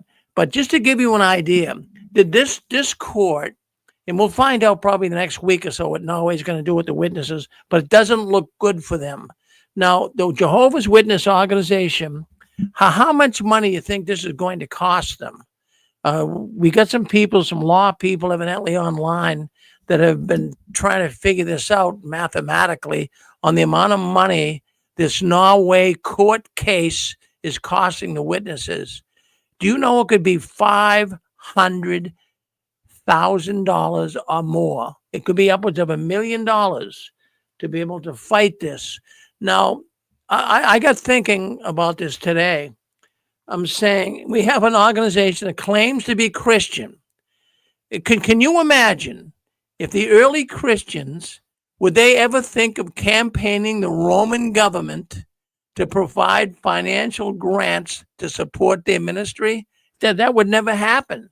But yet here we have the Jehovah's Witnesses campaigning, or at least pitching the Norwegian government on why they should get $1.5 million a year. Shame on them. They're not playing by the rules. And I hope they do have to pay the $500,000. But the problem is they'll just, sell a couple of Kingdom Halls off and pay for it. But this idea of asking for money and trying to get money from the governments and charity and donations, and we talked about that tonight too. Don't you all remember Charles Taze Russell? Well, he's the one that started the Watchtower, right? And he said that when the Watchtower organization has to ask money for financial gain, it will be time to close the doors to the Watchtower. Well, whatever happened to that? I mean, they're asking repeatedly for money. They're asking at conventions. They're asking people to leave them their houses. They're constantly asking for money. So when I stop and think about it, the Jehovah's Witness organization, they can claim the spiritual all they want. They're not spiritual. They're money grubbers. They're just trying to make money. It's a money-making business. And, I'll tell you another thing that I found out, and I don't know if you guys are aware of it or not, but it seems like the funeral talks that are given at Jehovah's Witness, funerals, they're changing a little bit according to the information I'm getting in here at the 6 screens. Now, we always know that it was a way to try to recruit. If you went to a Jehovah's Witness funeral, of course, if relatives came that weren't witnesses, they would get preached to. They would try to recruit those relatives into the Jehovah's Witness religion. But now what we're learning is, at least, I don't know if this is happening widespread, but it is happening. At these funerals, the Jehovah's Witness organization is actually trying to raise money through donations. Can you give us money? And there was a talk given. Now, they're doing a lot of these funeral talks online. So on a Zoom talk, this person gave me information today, as a matter of fact. On a Zoom talk, they were listening in. Their uncle was dying. And the brother giving the talk, the witness brother giving the talk, he said in the context of his talk, his sermon, he said that there was a child, an oldest child of the man that just died. And he told the child that the father wanted to leave the money that he had to the children. He said this right in the funeral talk. So just to keep it in line here, you understand that the talk was given, this man just died, and the brother giving the talk said that he wanted to give his money to his children, but instead they wanted to give the money to the organization, as this would be a better thing and it'll work out better for everybody. So the elder then went on in the course of this funeral talk on how the organization helps people all over the world in disasters, and encouraged everyone to go to jw.org and donate. Can you believe that? That's during a funeral talk. Terrible. It's terrible. Terrible. It is. It's unbelievable. So, but I'm telling you, this is what's going on. They are money grubbing. They really, really are. I can remember not too long ago, all of us listen to this program tonight. We know that, the Jehovah's Witnesses always talk down on the televangelists for begging for money. The witnesses would always claim that, we don't pass plates around like the Catholics do and others. And we don't live lavish lifestyles like they do at Vatican. Yet they go to the weirdest lengths, that is the Watchtower, to collect money. No matter how they can do it, they're going to do it. So, this is something that they always blame Christendom of doing, but now they're doing it. As a matter of fact, right here, a man asked me the other day, Rick, what's the richest business on that strip that you live in? There's a lot of business there. What is the richest business? Is it Panera Bread? Is it McDonald's? Is it the Market Basket? I says, nope, it's none of those. It's the Catholic Church. It's St. William's Church, how the money rolls in. In the name of religion, it rolls in. And Watchtower is doing the same thing. It rolls in big time. So I wanted to bring that up. The Watchtower never seems to roll out, though. No, they don't roll out. They only roll in, Pixie. You're absolutely right. It's unbelievable when you stop and think about it. So that's the latest funeral talks. Now, whether that's the case across the board, I don't know, but I'm getting information that these funeral talks are changing. And then also, we've had people come on this program and tell us how their mother and father and relatives, grandparents have left so much money to the Watchtower. You realize how many baby boomers, and even a lot of people, doesn't have to be baby boomers, but people that are in their final years of life, many of them are giving $1,000 to $1,500 a month, and they're on fixed income, and they're giving that to the Watchtower. Now, these people, they're on Social Security, and then they're living. Anybody that takes from an older person like that is worse than pond scum. Really, but they'll continue to take it, Pixie. They'll continue to take it, and they don't care about the living heirs. If the living heirs retire in poverty, they're not concerned, but only for their members, Well, it's kind only of if you're another witness. The things are really, look at, I was kicked out of the organization by Satan in 2005. So that's like it's 20 years ago, right? So things have changed a lot. I could see. It's a whole lot more totalitarian. It's a whole lot more money grubbing. The witnesses used to have a great reputation for honesty. I don't think these things are true anymore. And it's heartbreaking for those of us that were born into it, but it's very freeing when you leave. And, but there's a lot of really good websites they were talking about. Another one is David and Vivian Aspinall. And they were witnesses for years, and they are very scholarly, and their podcasts, they've had great podcasts almost daily for years. And the book that Susan recommended, your wife is so scholarly and pretty, and she's got it all going. She's a smart cookie. That book she recommended on China was very good, and I'm sure that she's read about the Great Reset too, because these elites are telling us what their plan is. And seems like the Watchtower is right up there with them. It's unreal, Pixie. It's unbelievable what they're getting away with. And, this idea too of, older people giving Watchtower their money, their houses, it's unreal. Right before I got out of the organization back around 2003, 2004, I had a new, there was an older couple, and they just became Jehovah's Witnesses. They weren't Jehovah's Witnesses for long at all. So I invited them over for supper one night. So they came over. And during the course of our meal, they brought up the fact that they were going to leave their house.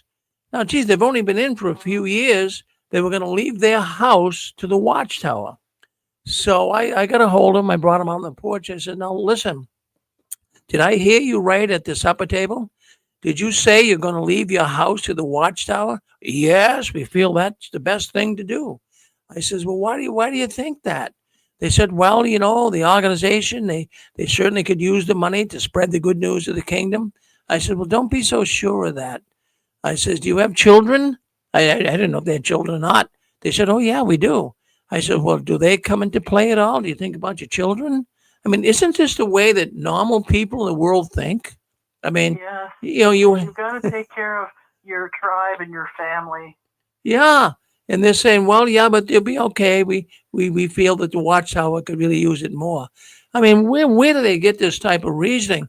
But They get it from the pioneers who are versed in how to bilk and con people. They send the pioneers out with a little pitch on purpose to these older ones, as we used to call them. Yeah. Well, we've been doing this I was supposed to get, I'm doing okay, but I was supposed to get additional money from a relative. And after his wife predeceased him, he signed over a chunk too. Yeah. Oh, no, it's disgusting. Disgusting. And they don't say, well, maybe you've got some living heirs. Because in the economy that we're in right now, even somebody that's doing pretty good like myself, when eggs are $1 an egg, people, we're here. Well, it's so hard to believe. There was a woman, a young woman, that called the program up. Again, we go back, I'd say 10, 12 years ago. I can't remember when. We've been doing this for 20 years. But a woman called in once when we're talking about this idea of witnesses leaving their money, their inheritance to the Watchtower. And this woman called in. She was so upset. Now, the land up in Wallkill, New York, that's where the Kingdom Farms is. There was like 150 acres of pristine, beautiful land. I mean, beautiful oak trees and rolling hills, and 150 acres where the Watchtower built the Watchtower Farms. She says, Rick, that was my parents' land. She said, we had a house on that land, and my mother and father gave all their property to the Watchtower. She says, now we had a little house there, and they let us stay there. Well, wasn't that nice of them? So they let us stay there. And she says, Rick, today, I'm struggling, and I could be a multimillionaire. But today I'm struggling because what my parents did. How many people in that situation, That's really sad. Yes. And the Watchtower, I guess they've got, steak cows up there. What do you call them? Steers. I guess they got meat on the hoof up there at Watchtower Farm. They'll have meat when we don't. Maybe they got some Watchtower eggs. I don't know. Well, I'll tell you, I had the privilege, you could say, back in, I would say it was around 2000, I would say about 2015. No, it wouldn't have been that. It would have been back further, probably about 2008, maybe. So anyways, I had the brother who runs the food concession. Actually the food buyer, the chief food buyer for the Watchtower. He came and stayed with me up here in Massachusetts. There was a wedding nearby, and he was going to it. So he came and he stayed with me and my former wife. And he gave us, I'll tell you what, he walks in the first time I met him. His name was Eric. So he comes into the house and, oh, Rick, he said, I brought you a present, he says. I said, what did you bring me, Eric? Because, he's going to stay with us. He's going to the wedding. So I said, what did you bring me? So we had a knapsack on. He brought me a bottle of Glenlivet Scotch. So I said, wow. I says, that's pretty expensive Scotch. He says, oh, yeah. He says, well, we get that at Bethel. I don't know if he bought it or they gave it to him or what. But he was staying with me. So he was telling me that they no longer, this is right around that time, 2008, 2007. Actually, it might have been a little before that. It might have been maybe 2002 because it might have been around 2002 or 3. So he was telling me that what happened is they no longer would kill the animals. They don't raise the animals. They buy food from Cisco. Now, Cisco is a restaurant food company. They serve high-end restaurants. So he says, we're buying really, really good food, so we no longer, do our own slaughtering and what have you. But I wanted to bring that up in view.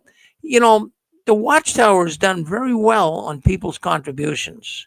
They're not chintzy. I mean, they take care of their own. They always get, even going back to Russell being a haberdasher, the Watchtower, or as we used to say, the society, they always have everything wholesale. Brother told me they used to have the tie man would come with these $65 silk ties, but they didn't pay that for it. Or the, like you mentioned, the steak man would come. They know how to get deals for group amounts for soda pops and everything else. Well, and, we're down here in the cheap seats. We're not getting discounts on stuff. And gentleman brought up the Latter-day Saints. The Mormons make sure their people are fed. The Catholics have charities too. And the tragedy of it is they're so rich that the Watchtower could be doing for their people and don't. Well, when I went down, when Brother Loesch, governing body member Loesch, he invited me in the year 2000 to come down to Watchtower. And I've said it before on here, it was for a potential position on the governing body, folks. I'll mention that to you. So he invited me down there because I was an anointed brother. But I'm noticing the opulence. I'm noticing some of the furniture, some of the different things that they had there were very expensive. For example, when you first walk into the lobby, this is when it was at 25 Columbia Heights. When you walk into the lobby, there was a big earth made out of steel and plaster. It was beautiful. It was revolving earth. And I said, wow, Brother Loesch, that is a beautiful globe. Well, I remember the globe. Yeah. Well, we got that. He says that, a bank or something went out of business and we got it wholesale, just like you're saying. So, they downplay everything. They don't want you to think that, they have this opulent or amount of money to buy stuff. And then when he showed me where the governing body met, he says, Rick, would you like to see where the governing body meets every Wednesday at 10:30? So he says, let me take you in the room. So he brought me in the room where the governing body met. And it was a table. The table had to be 20 feet long. I mean, it was the biggest table I've ever seen in my life. I says, that is one beautiful table. I said, boy, that's beautiful. He said, yeah, we got that. He says, again, a bank went out of business and we bought it from the bank. But, everything was, they downplayed the fact that, this is expensive. They want to sound like, paupers, Right. Yeah. Well, anyways, let's open up the lines, Pixie. See if we can get some other people to come and talk. So what would you like to say? You're on 6 Screens, JW World News. Now, what do you think? Do you think the funeral talks are changing? Do you think the funerals are a good place to don't? Yes. I was going to say, just to back you and Pixie up, that my wife, Desiree, she was married, or well, I should say, through marriage, she was related to the Davises, and her first cousin married into wealth, and I don't know what they were worth, but I know that they had money, and the in-law or the mother-in-law told the son-in-law, "You'll never see any of our money. It's going all to Watchtower." And it just goes, and this family isn't just just a couple. They have kids too, and I'm sure they probably have grandkids by now because I'm out of touch with the family for over 10 years. But what the hell kind of, what are you trying to message are you trying to pass on to your family members to where you don't matter to them? A cult, I know they don't see it as a cult, but a religion, an organization that's worth billions of dollars is more important than the inheritance you're getting. It's just, and they said it to him in a mockingly way, like sarcastically, but serious. And it's kind of, I find it disgusting. It's like, okay, how did a lot of people like make money from their inheritances? You know, that's how, I mean, Donald Trump, right? I know he inherited debt as well, and he's not the typical story, but there's a lot of situations where people just inherited bad situations and maybe had money and had to deal with it. It's just so ridiculous to throw all of your life savings to an organization that doesn't give a shit about you. And I know I swore, I'm sorry, but it's important because they don't care a goddamn crap about you.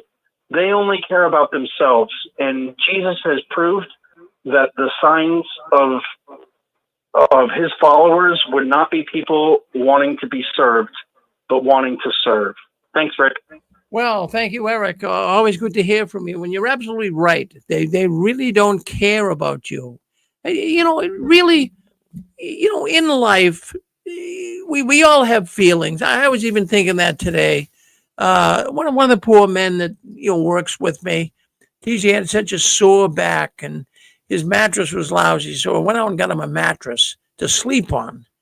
And the poor guy's back is so broken. You know, we care for fellow beings. We care for fellow beings. And the Watchtower talks a good game. They're supposed to be this Christian organization that cares for you. They could give two hoots of beans about you. They do nothing for you. As a matter of fact, I've asked on this program in the last 20 years, has anybody ever received anything from the Watchtower organization? And please let me know. Call me up right now. Let me know. Nobody's ever done that. People would say, well, I did get, you know, $50 from an elder. Yeah, they took it out of their own pocket because they felt bad for the person. We all have done that. We've all helped our brothers and sisters. We took money out of our pocket and gave it to them. It wasn't the Watchtower, but they'll take the credit for it. They'll take the credit for it. You're on with us. Go ahead. Who wants to say something? Go ahead. Yeah, Rick. Yes. Yeah, this is Thomas Hodson here from Lawrence, Kansas here. Yes. How you doing? I'm good, Thomas. Yeah, I cranked out a letter to President Trump about the Watchtower, and I'm really glad to hear it's been a pretty good number around that's been doing that, and I'm hoping that we could just keep this thing right on going. I mean, who knows how it'll go, but it's so encouraging to see all these other countries coming down on them. I'm ready to see our president and his cabinet go after these bums for all the hurt and the criminal things they've done to people's lives, pedophilia, shunning, the blood doctrine, you name it. I don't know if anything will ever happen, but I just want to keep right on cranking, try to get something done. And I'm hoping maybe that, they'll get our attention. I know they're very busy with many other things they're dealing with, but I really feel their turn's coming too. I just really think we got a reasonable chance. Well, Thomas, I like the way you talk. I tell you what, I mean, I can think of, I don't have the list in front of me, but all of these countries, I mean, to begin with, Norway, Belgium, Denmark, Slovakia, the Czech Republic, Russia, all of these countries that is seeing, there's 14 of them. I don't have them all in front of me, but there's 14 countries that are now looking critically, negatively at the Watchtower. This is amazing. We should all be jumping around and hip-hopping all over the place. This is very good that we're seeing this happening, Thomas, Yes, I think we got a reasonable chance. I just feel like it because Trump's wanting to clean up a lot of stuff, and I know he wouldn't go along with the things if he just knew more about what's happening here. There's a lot of illegal things. There's a lot of criminal behavior. They can have all the lawyers they want, but I'm going to tell you that what goes around comes around. I think their day's coming sooner than we realize. I just really believe that. Well, I like the way you believe. I like the way you think. Thank you, Thomas. Thank you for checking in with us. Yeah. Let's go back out to Chicago. Does Stefan have something else to say? Go ahead, Stefan. Maybe not. No, nothing for me. Okay. All right. So let me take a look here. Let's see what's going on. We got a lot of people calling into the call here tonight. So let's see what's going on. on our telephone line. But I wanted to bring up a few things. We will be playing the duck game tonight. In a few minutes, we'll go to that.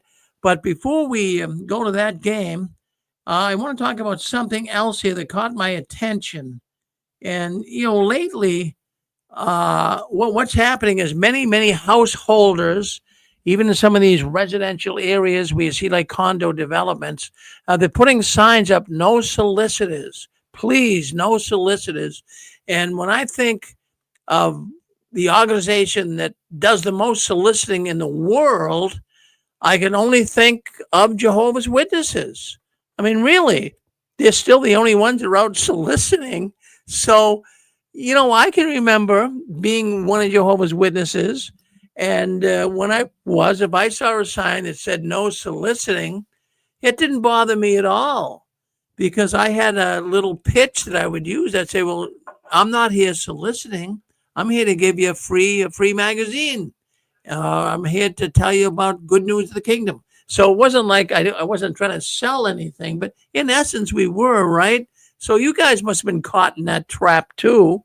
And we all went around, and even, I mean, nobody really paid attention to those signs. And I mean, some of those householders got pretty upset.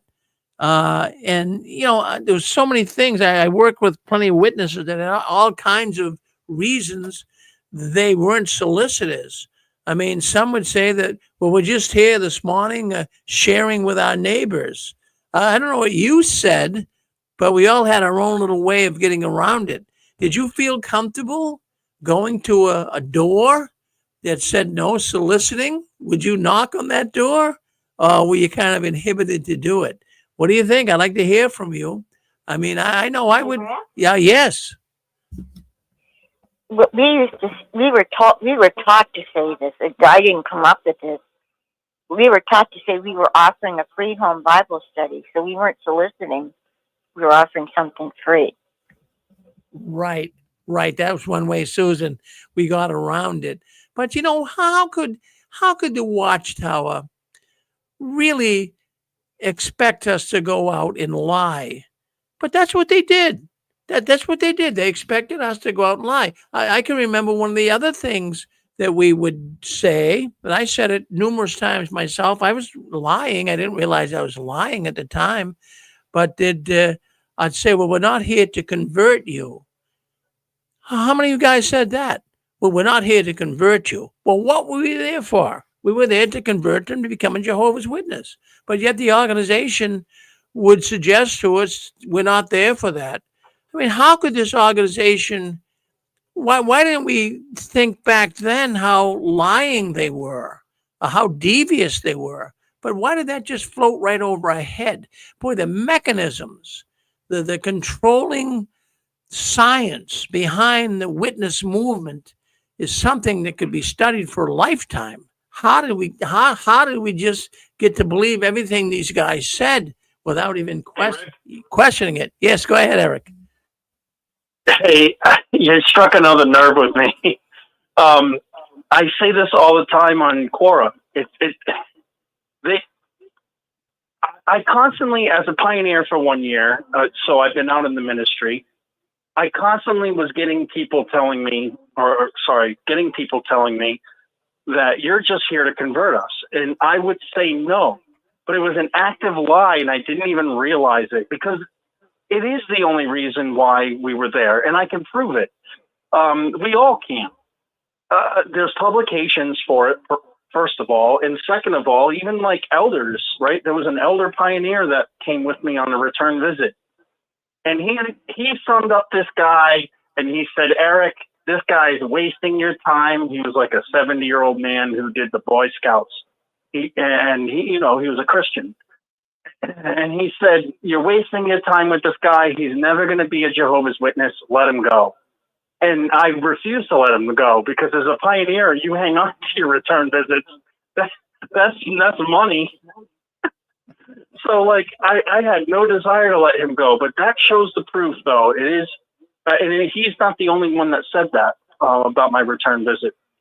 And it shows that we are only there to get you along to progression. If you don't progress after so many months or years, we let you go. And it's a lie that we probably didn't even realize we were telling. We didn't think of it. No, we're not here to convert, but we absolutely were. We didn't realize our programming from the motherboard or from the guy behind the curtain or whatever you want to call it, from the matrix. We didn't realize the information we were being told was absolutely the truth. We are here to convert you, and that is it. Thanks, Rick. Yeah, well, that's exactly why we were there. Yes, go ahead. Just to piggyback on that wonderful comment the gentleman just made, I remember that we were actually told that if you were studying with someone and they didn't want to get baptized within about 6 months, you were to drop the study because they weren't a quote unquote progressive Bible study. So it is a complete lie for us to say, no, we're just out sharing a message. No, we were trying to convert people. We're sharing a message with you and you're not responding within 6 months, then we would drop you like a hot potato. Well, you nailed it. I mean, that's exactly right. That's what we did. But I got thinking today as I'm doing all this news and how wacky the Watchtower organization is and the stuff that we all believed. And I'm just a regular guy. I'm not fully educated. But then I got thinking, geez, how many people in the congregation were fully educated? How many, doctors, lawyers, dentists, how many people of that caliber, how many professional people did we have in our congregation? I don't know of any. Now that I look back and think about it, I mean, I'm not saying that because a person has a 12-year education, doctorate degree, for example, that they're the smartest person in the world. But I mean, I would think that if a person went through 12 years of school, they'd be a stable-minded person. But I didn't see any of those people in the Watchtower. Did you? I mean, seriously. In my congregation, we had no professional people. If we had a doctor or maybe a rocket scientist even. I mean, where were they? Were they Jehovah's Witnesses? I guess not. I never really, even at the conventions, how many people? I mean, is there anybody out there in our radio audience, the listening audience, that had a professional person in their congregation? Someone with a doctorate degree or someone even with just a high IQ that could figure this out. But most of the people that I see are witnesses, they're just, just ordinary people. What do you think? Did you witness this? Did you ever? Yeah. I think we had one person who was a CPA, graduated from the University of Chicago. That was it. Yeah. I mean, it get you thinking, and he probably isn't a witness today. You could probably just run the math on them and realize they're not. But, that's what I got thinking. Really, where were these people? We had business people. I had business people in my congregation, but, real intellects. Where were the intellects? Why aren't the intellects drawn to the Watchtower? You ever think about that? I mean, really. Just a thought. Well, what we'll do. Oh, yes, go ahead. I'm a first-time caller. Yes. We had a dentist in our congregation, but he was 95 years older. He was older than dirt. Retired dentist. Wow. Well, okay. Yeah. The neighboring congregation had denturists, which makes dentures. I'm sorry, had what? Denturists. He makes dentures and false teeth. Oh, yeah. And my dad got a tooth made by him for half the price, stuff like that. We had a plumber in the neighboring congregation, a master plumber. So we had some professionals, but they were company men, Yeah. And they viewed the Watchtower as just a real estate corporation. Yeah. Well, I'm thinking maybe the reason why you had a dentist in there is because, I mean, the Watchtower is like, being in it's like cutting teeth, So I never joined. When I was 19 years old, I went into the military. Both my parents are Jehovah's Witnesses. So you went in the military. So did they just fellowship you? My mom. No, I never was baptized. I promised my mother that after I served my country, I joined their bull crap religion. And I swear to God, that's what I did. After I got out of the service, I did join their religion because brothers in another congregation that don't know me. They went over the questions. They're like, "How do you know all this?" And I told them, like, I've known this stuff already. I didn't have to study with you guys at all. I already knew all this stuff. I just made study to make it look good, because I promised my mother that after I got out of the military, that I do what she wanted, and she knew I didn't know. Everyone knew I didn't believe it, except for the people that went over the questions with me. Wow. So, I mean, Watchtower's Watchtower's still in your head, then, brother, huh? Well, I haven't really attended a meeting in probably 20 years. I just walked away quietly. So, are your parents still in it? Yes, very much so. Do they soft shun you, or do they talk with you? My mother will return email every once in a while. They soft shun me. My father, he full blown shuns me. I haven't talked to my father in years. Well, that's sad. I'm so sad to hear that. So you don't want to be one of Jehovah's Witnesses, but you can see I never wanted to, and then my parents know that. Even the day of my baptism, I told my father, I said, "These guys really think I want to become a Jehovah's Witness." He's like, "Shh." We gotta keep that hush. Yeah, well, that's a real shame. Did you have siblings, or you just one child? I have one sister. I'm the oldest, but I have one younger sister, 3 years younger. She's fully into it because her husband's fully into it, and so they they kind of treat you like the third monkey on Noah's Ark, right? They don't show much respect. Yeah. I didn't realize that if you speak out against the beliefs, they could just fellowship you too. That's why my dad's like, shh. Because my dad knows it's not all true. My dad knows the 1914 is all made up, and he's like, "Oh, well, if you can disprove one thing in their religion, that means the whole thing falls apart. None of it's true." He knows that. Could you come a little closer to come a little closer to your phone? We'd like to hear you a little better. Go ahead. Okay. Yeah. Can you hear me now? Yeah, a little better. Okay, good. My mother just goes along with it because she's naive. She doesn't know any better. My dad just lets her. Well, boy, that puts you in a very that puts you in a very awkward position. A very awkward position. So have you been listening in to various programs like this and trying to check things out? Well, what are you trying to find out about the witness? I've been listening to the Six Screens for about 3 or 4 years now. I just stumbled across you one day, and I never left after I found out about the Six Screens. I've been here every Saturday. Wow. Well, thank you for being a listener.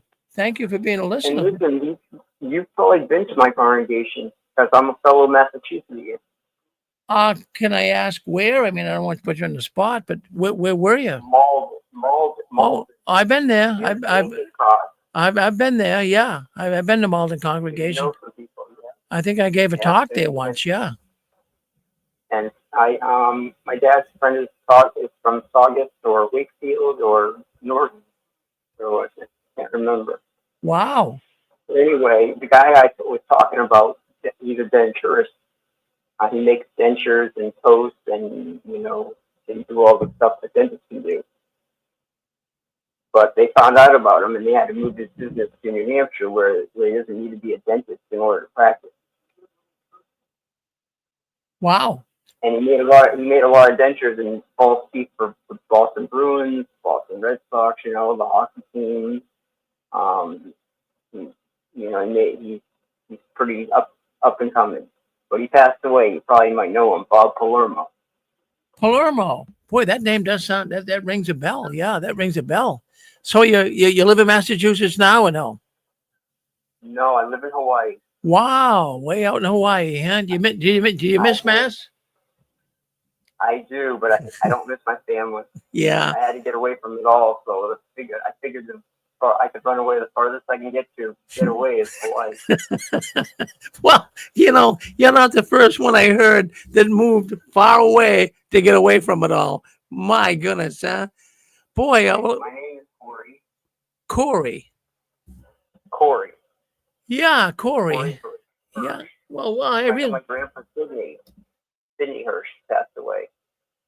Sidney Hirsch. See, these names are ringing a bell with me. These names are ringing a bell. Anyway, Sidney Hirsch is probably the second or third generation. I'm the fourth generation. Wow. But everybody in the family is Jehovah. But my aunt, she's a math teacher. She's retired now. But her father, Sidney, disowned her because she was not like part of the faith.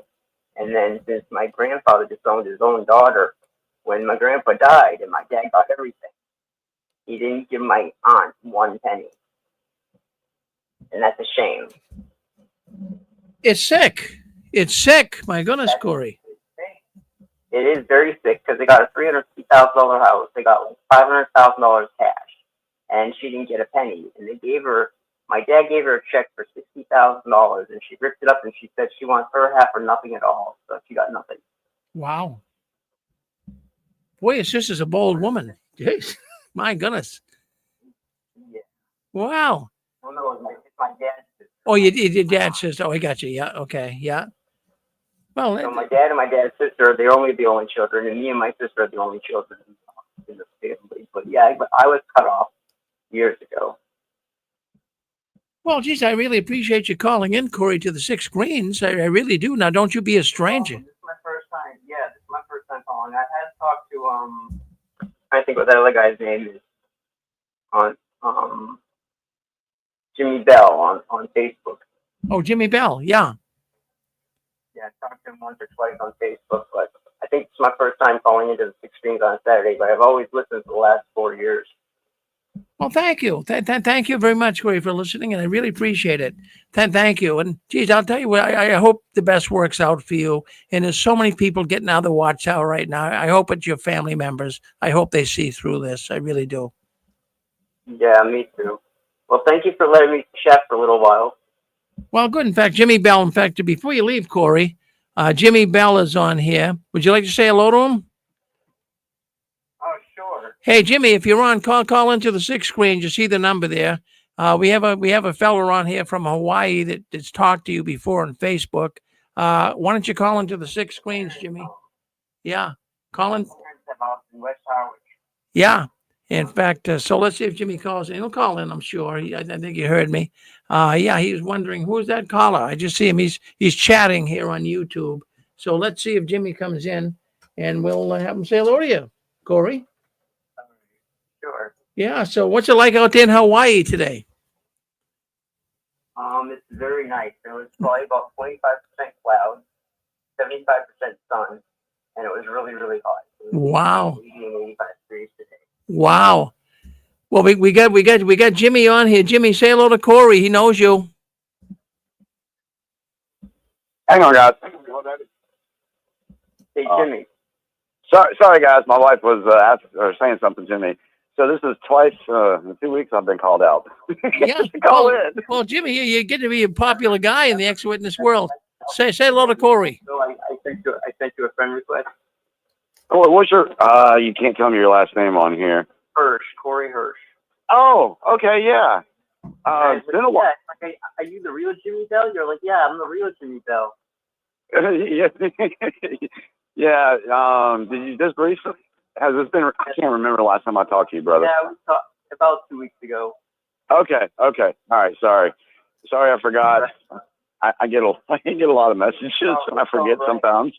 Rick was asking if he had any professional people in your congregations, and I was telling him that where I'm from, they had lots of professionals. My parents have a house down the Cape in West Harwich, right about less than a quarter mile from the beach.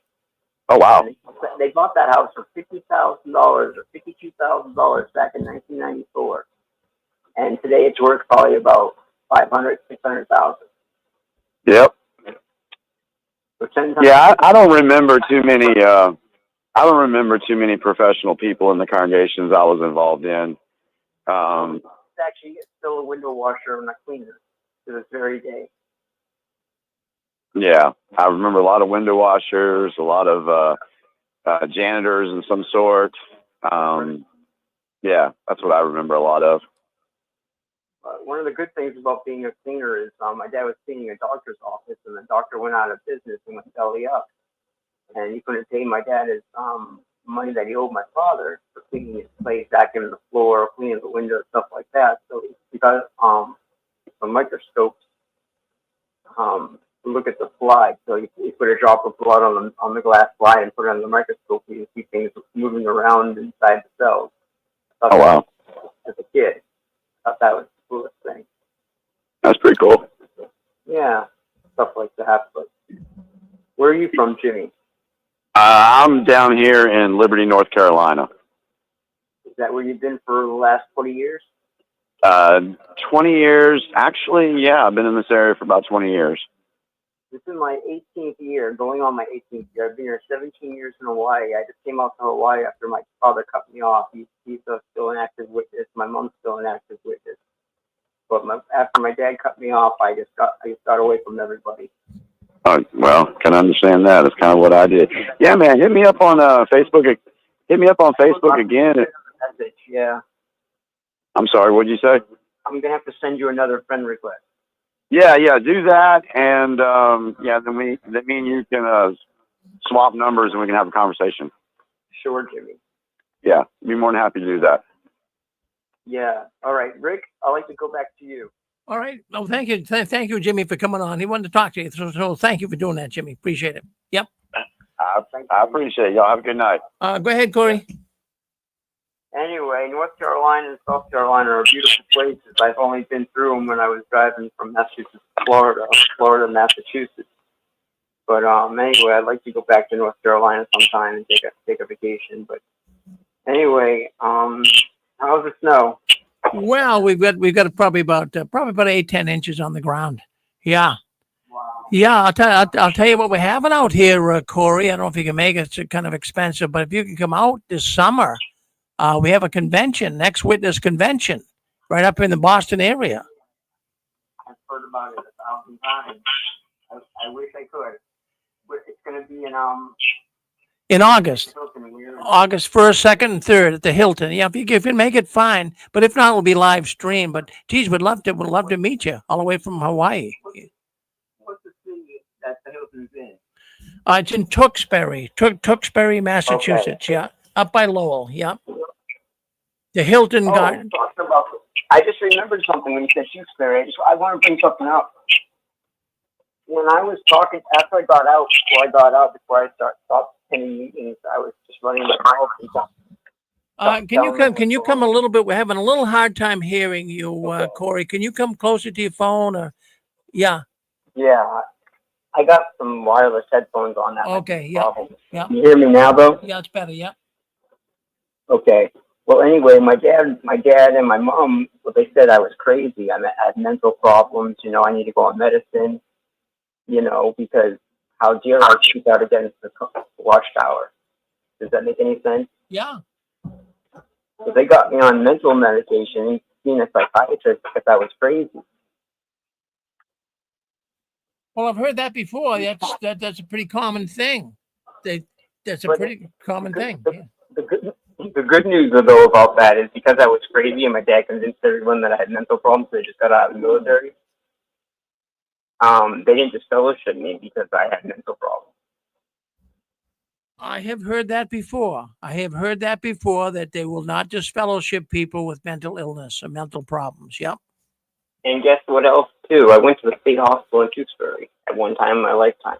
Oh, you did? Up in Tewksbury? Oh, absolutely. That's right down the street from where I live. Yep. Yeah, I went there for 20 days. Wow. For acting out when I was 21 years old. All right, so you know this neck of the woods then. Boy, I love it. I'm 45 years old now, Rick. Well, I certainly would love to meet you. Boy, if you could come out from Hawaii, I'd love to have you tell your story. I'll give you a talk at the convention, Maybe I can. See what you can do, Corey. All right. Well, Corey, anyway, I'm going to sign off. All right. Well, thank you, and Corey. I salute you, Rick. Well, thank you very much, Corey. Thank you for coming on. Now, don't you be a stranger. Come back and see us again. Thank you for calling in to the Six Screens. Thank you. Well, there you go. Well, Corey is first time caller from Hawaii. My goodness gracious, isn't that good? But he's from this neck of the woods. He's from the apostate capital of the world up here. All right. Let's see what else we got going here. Okay, maybe we should go to the duck game. Yeah, we got Dick and Constant Borgie. They're coming on about 15 minutes. So why don't we go to the duck game? Unless we have the 714 want to say something? Or you just waiting in there? I think that's Nadine. You waiting in for the duck game, Nadine? Yes, but I don't know if Jimmy's still on. I was just gonna say hi to Jimmy, but I don't know if he's still on. But wow, Jimmy. Well, Jimmy's becoming the star of the show. Everyone loves Jimmy. You got to love Jimmy, right? He's a good he's a good guy. Jimmy's a good guy. I'll stay on anyway. All right. We'll see what the questions are tonight. Well, your books were mailed out. I don't know if you got them yet, but you will be getting them. They've been mailed out. Yep. Yeah. I haven't gotten them yet. All right. You know what, Rick? Yeah. I remember I got okay. So the first thing I won was that McDonald's gift card. That was my first gift was the $20 McDonald's gift card. Then I got 3 books. Then I got the $100, and now I'm getting 2 more books. So well, you are our champion. You are our champion. Well, I forgot about that McDonald's gift card. That I got that too, but that was the very first thing when you were giving out like gift cards. Yeah. Well, I'm glad that you've been winning, and we're going to see what happens here tonight. We get some really good questions. I got some easy ones for you, Nadine. I got some easy ones. Okay. We'll see. Well, I had an easy one for Zach last week. In fact, I said, what was Russell's 3rd grade teacher's name? And so he took a shot at it, but he missed it. Yeah. I have to say, Zach is very smart. Zach is very, very smart. Let me clarify something, Rick. Yeah. That was not a real shot. I was saying anything. Wait. Okay. I wondered if you even had an answer to that question. Well, if I told you Mrs. Hartman, you probably wouldn't believe that. Is that really the answer? I'll believe you if you say that you had an answer. I'm only kidding you. It was just a joke call. So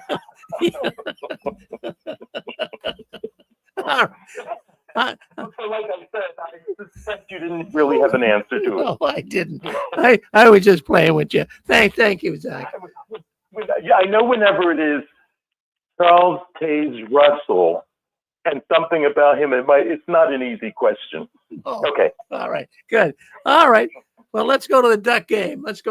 Now look I got some books.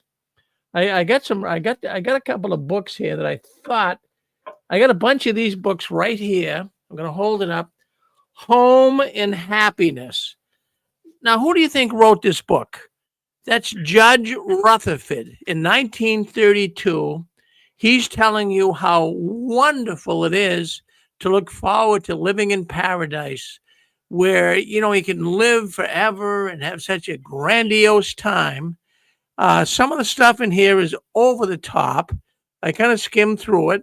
I didn't read the whole book, but I found some of the passages are pretty much, in line with what the Watchtower has always taught. And this is the Judge Rutherford at his best. So we have Home and Happiness. You probably never heard of that book, but this is the reprint of that book.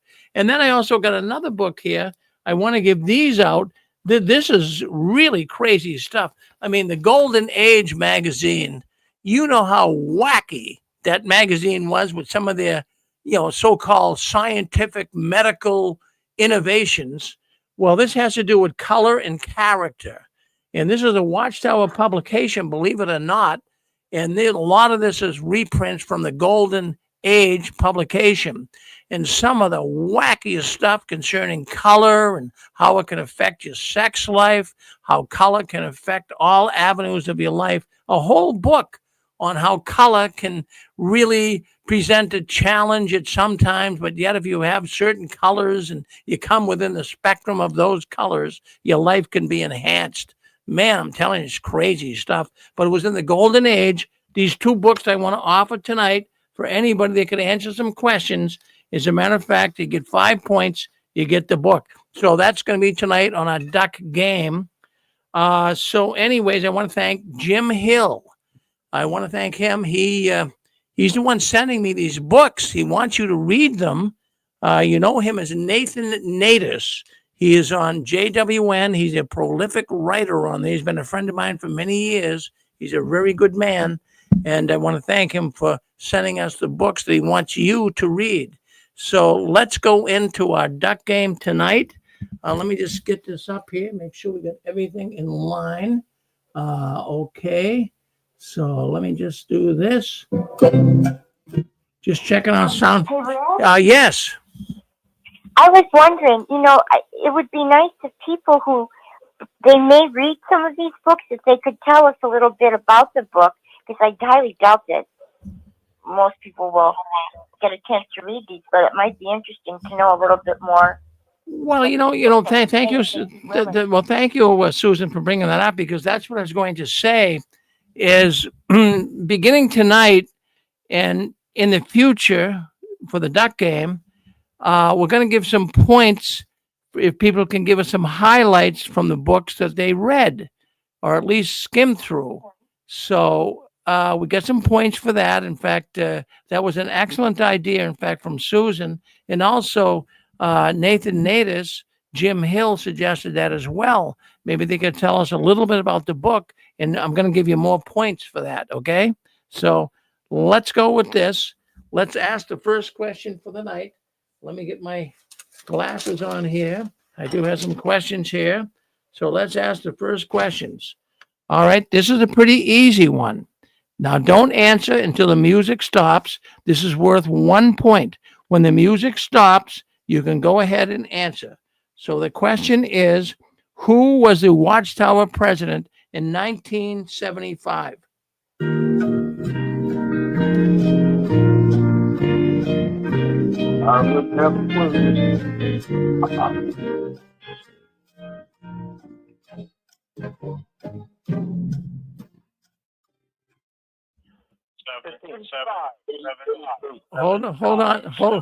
Hold on. I heard 15 first. Who's? That was I. Okay. I said it. Okay, Zach. It was N.H. Noor. N.H. Noor. Are you sure? Yeah, of course I am. N.H. Noor was the president. Fred Franz was the vice president, and Grand Suter was the secretary. I'm going to give you the point.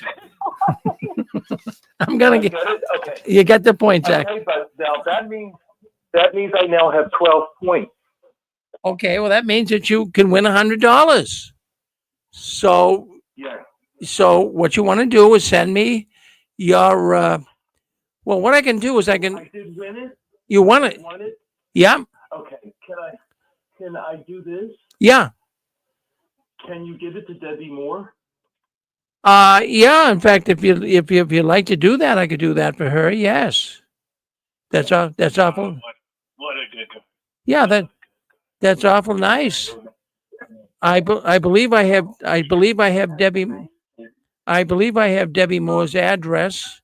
I'll send her the money. I'll send her a check. Okay. Okay. Well, that's awful nice of you, Zach. That's awful nice of you. Thank you. All right. Thank you. All right. So that's good. So you get your 12 points. Hey, Rick. Yes. Hey, Stefan. So I won last week or the week before. Can I do the same thing that Zach did? I was going to request a book, but can I just have a payment made to her as well? What it was you did win last week, a couple of weeks ago, but I didn't have your address. I had a couple of books going out to you. But I'm saying instead of that, can you just take cash and give it to Debbie? It might be well, you have to get 12 points. Okay. In other words, you have to have 12 points for cash. Yeah. Okay. All right. So now we have to go right back to the beginning again. But now that Zach won. So it's sad to say that. But Stefan, you still won books. So give me your address. Send me your address. I can send you the books. Okay. Good. Thank you. Roger that. Okay. Some books went out. So that's good. So Debbie, I see you're in here on the chat. So yes, that will come out to you. I'll send you a check. I do believe I have your address. I do believe, but I think I sent some books. I don't know if they came back to me or what. Make sure, Debbie, that I have your right address and where to send that check.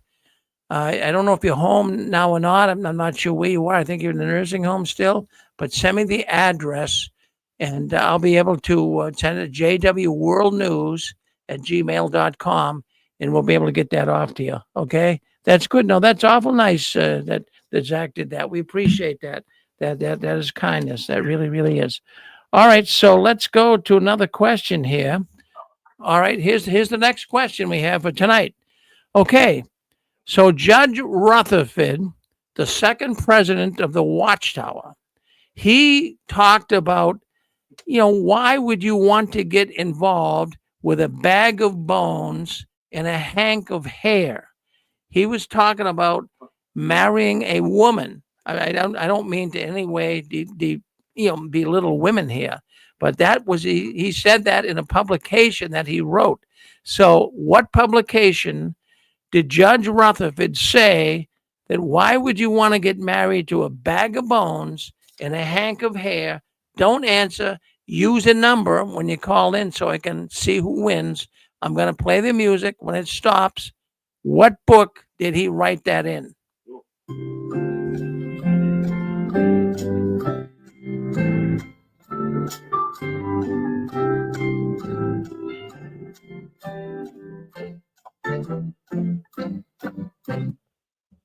Oh, any guesses?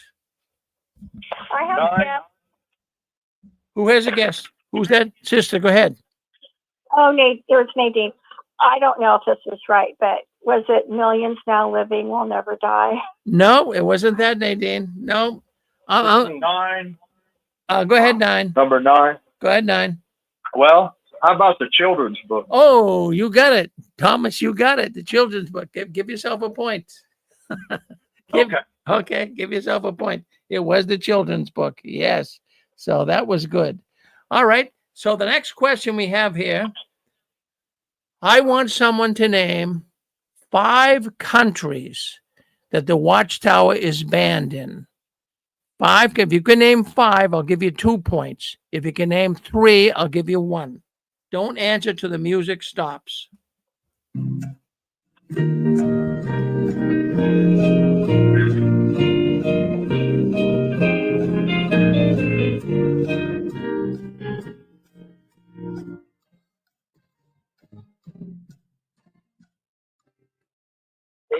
'83.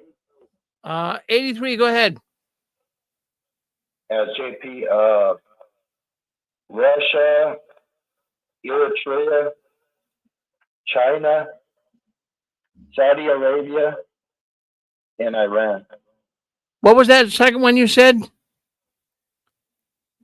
Eritrea. Eritrea? Eritrea. That's where a bunch of them are locked up right now. Is that in Russia?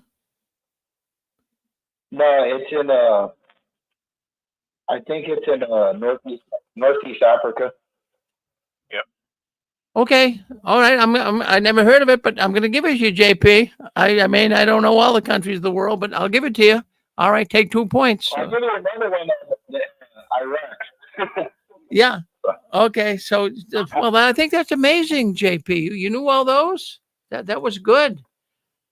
Good job. How many points is that one worth, Rick? What's that? How many points was that question worth? 2. I'm giving you 2 for that. Okay, so we're starting over, so I'm at 2 points now. Yeah, 2 now. You got books coming. They went out this week. You'll probably be getting the next day or so. I got 2 nice books coming for you, okay? Thank you. Okay, thank you, JP. I'll be doing a review on them soon. Okay, good, thank you. All right, so now what I'm going to do, I'm going to ask this question because I have sent out a number of books about Millions Now Living Will Never Die. So I'm gonna ask a question here. Don't answer till the music stops. I want you to tell me the basic theme of the book, Millions Now Living Will Never Die.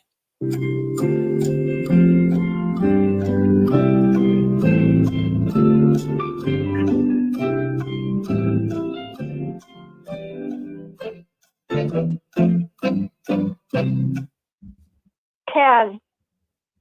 Let's go with 10. Okay, so, okay, I would say it's about that you don't have to die and that there's a hope for living forever and on the paradise earth. Yes, that I will go with that. Is there anything else that stood out in your mind? Now, I'm going to take this as I'm going to put you top on the list, but I'm going to also take another caller, Nadine. Okay, there's something specifically I was looking for, but I will give that as a that is very, very close to the answer, and I will give it if nobody else has the answer. So 15, is that 15? 15. Does that use that? I just want to, yes, I just wanted to guess. The thing is, the end is so close that millions will be able to survive.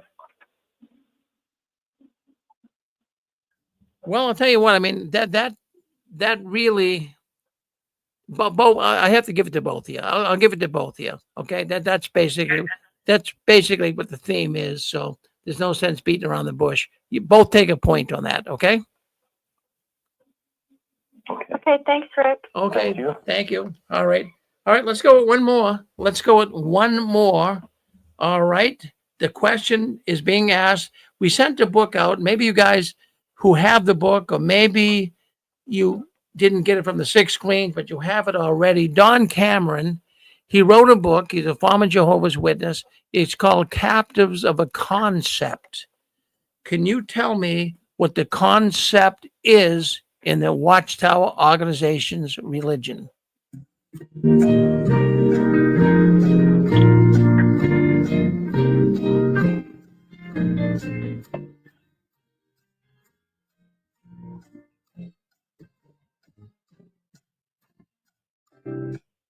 $83. 83, go ahead.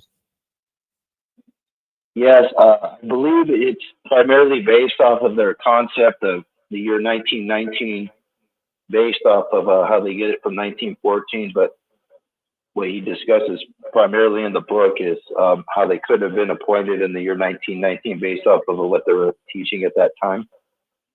Is this JP? Yes.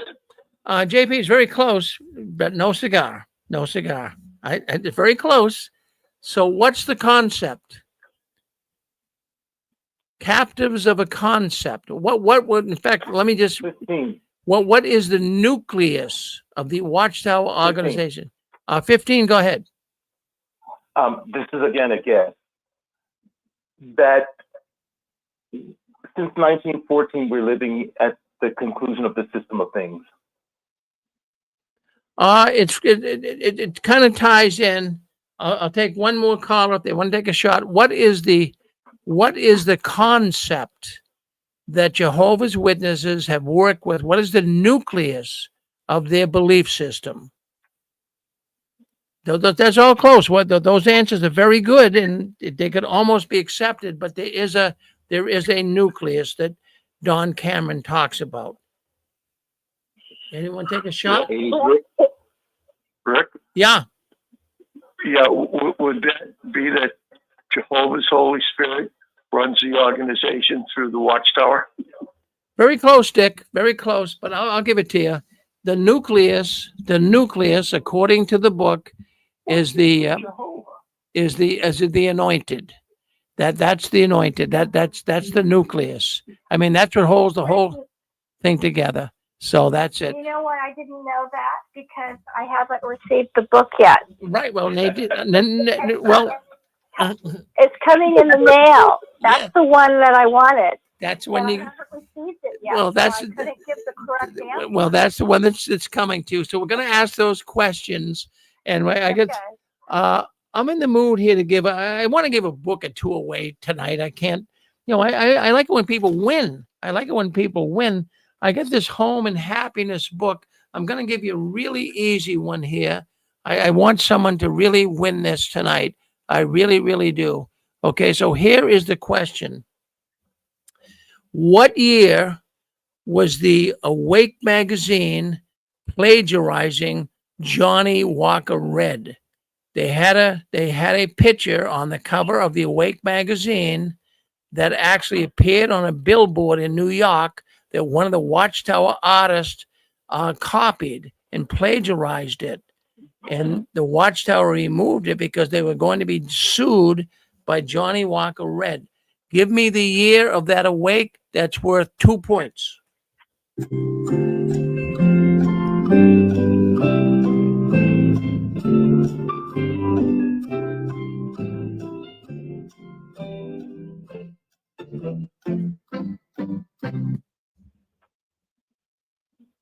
You want 83. 83. PJ, was that you? Yep. I'm so proud of you. I'm so proud of you, JP. You came very close, but no cigar. Well, I'm about to smoke a cigar now that you said that. Yeah, but it won't be from Rick. Literally. Okay. That's kind of a hard one, right? Not 1982. 1982. Now listen, if you have that Awake, I don't know if you have any library, but don't throw it out. That magazine could be worth a fortune. Don't throw it out. If you can get a copy of that, because what happened is Johnny Walker Red, the whiskey company, they sued Watchtower. They said that cover, that fact, in the Awake magazine, they said that cover was taken from one of our billboards and in New York City. And when I did a little research on it, I saw it, the Johnny Walker billboard.